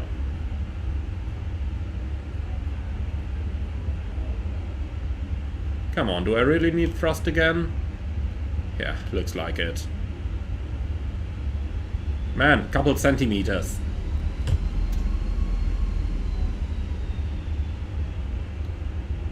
Here we are. Okay, park brake set. APU bleed on, and then engines off. Cabin crew, all doors in park. Let's see if it's gonna work this time. Engine is running down. Below 20%, that means beacon gonna go off. Let's see if that is the trigger to disarm the slides. Yeah, it is. Okay, cool. So, all slides disarmed. That means seatbelts off. Fuel pumps off. External power is available. Very good. We put that on, then the APU can go off as well. Okay, parking checklist. Parking brake or shocks, brake set, engines off, wing light off, fuel pumps off, parking checklist complete. Alright, that's it. So, GSX deboarding, yes please. And then, with the flight basically completed, the transponder can go. Let's see the fuel. Yeah, a little bit higher usage on the left side, but that's expected due to the APU. And we can check our IRS performance as well, which is perfectly fine for the flight. So that's it, guys. We made it back to Belfast. By the way, that's some really neat look at the Welcome to Belfast sign, isn't it? Really appreciate that. Sometimes the sim is looking so great. And other times... Let's try like that, maybe. So, how did we park? Well, on the line, but the stop marking would have been a little bit further forward. Well, let's just hope that they're going to work on that for a future update. Goodwin, thank you very much for the €11 donation.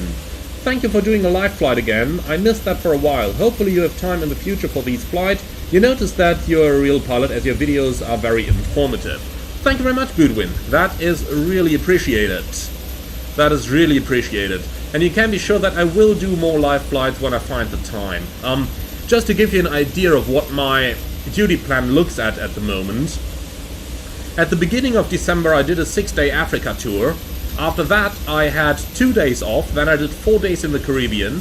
Now I've got 3 days off. After that I'm doing 7 days Caribbean. Then I've got 2 days off. And then I've got a reserve duty until basically the end of the month.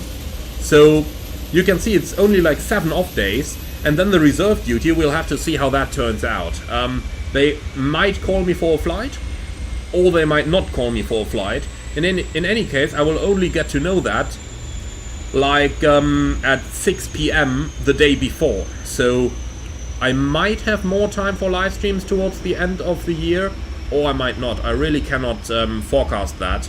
I just really hope that I will not be called for a flight, because, well, the roster has been very full already. And well, we'll have to see about it. Knowing my luck, they're going to call me on the 25th of December to do like a 7-day tour again. So then I'll be out of house again for, well, you name it. So, well, we'll have to see about it. Sure enough, if I do find the time for live streams, I want to do them as well, because, you know, flight like this is just like, well, what I used to do all the time before I became a YouTuber, just that so many people love to watch it now, and I like to share the knowledge as well. So that's, you know, that's why I like doing live streaming compared to doing videos where, you know, you start the video with the intention of recording a certain thing. So, like, when you record a video, then everything that's gonna happen is preset already, while when you're doing a live stream, you know, you can just decide spontaneously, like, yeah, I want to do a raw data departure now, I want to do a raw data ILS now, that kind of stuff. So, for that reason, I personally prefer to do the live streams over the videos, but it's just that you need to have the time for them, and seeing rosters like the one I have this month, I was happy that I could chime a live stream in right now, but we'll have to see. If I get the chance, then I'm gonna do more at the end of the month. If not, then hopefully in January. Well, pretty surely in January. At least one, that much I can promise. Okay, so Robin, that's a good question there. Did Microsoft Flight Simulator help me with the type rating? Absolutely. You know, with the Phoenix you can learn all the basics of Airbus flying, and you can practice all the SOPs and stuff like that. So yeah, that absolutely helps with the type rating. Then DIJR0, does it make any difference if you first turn the yellow electric pump on and then shut down engine 2, or first turn engine 2 off and then yellow electric pump on? Yeah, the difference is that when you first shut down the engine and then turn on the electric pump, then the yellow hydraulic system is going to be out of power for a certain while. And imagine you do that and then the yellow electric pump fails when you try to turn it on. Then you are left without a yellow hydraulic system, and the yellow hydraulic system in the A320 is where the secondary brake system is applied to. So if that happens and your primary brakes fail, you don't have secondary brakes anymore. In the A330, if you're wondering, by the way, it's the blue hydraulic system to which the backup brake system is attached, but that's just a point there. Then Lucas, did I fly the 777 yet, and would I say it feels like a heavy?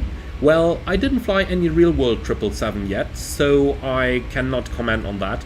And in regards to PMDG 777, I'm under NDA, so I'm not allowed to say anything on that at the moment. My apologies for that. Alright then.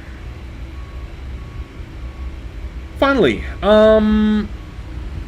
thank you very much for watching, everyone. I do hope you did indeed like it, and do let me know about it in the comments below. Let me know how you like this live stream, if you want me to do more like this, or if you want something that is themed a little bit more, or just whatever you want to see up next. Last question there from Name Howitzer. A330 200 or 300? I really prefer the 300, but that's for the simple reason that the 300s we have a proper crew rest, while the 200s we're flying just have premium economy seats where they put us on. So I much prefer the 300, but for that single reason. Alright guys, so thanks for watching. See you all again on the next one. Be sure to like the video if you did. Oh boy, my English is great. Be sure to like the video if you indeed liked it, as it does help with the YouTube algorithms. It really does, by the way. I'm not just saying it for nothing.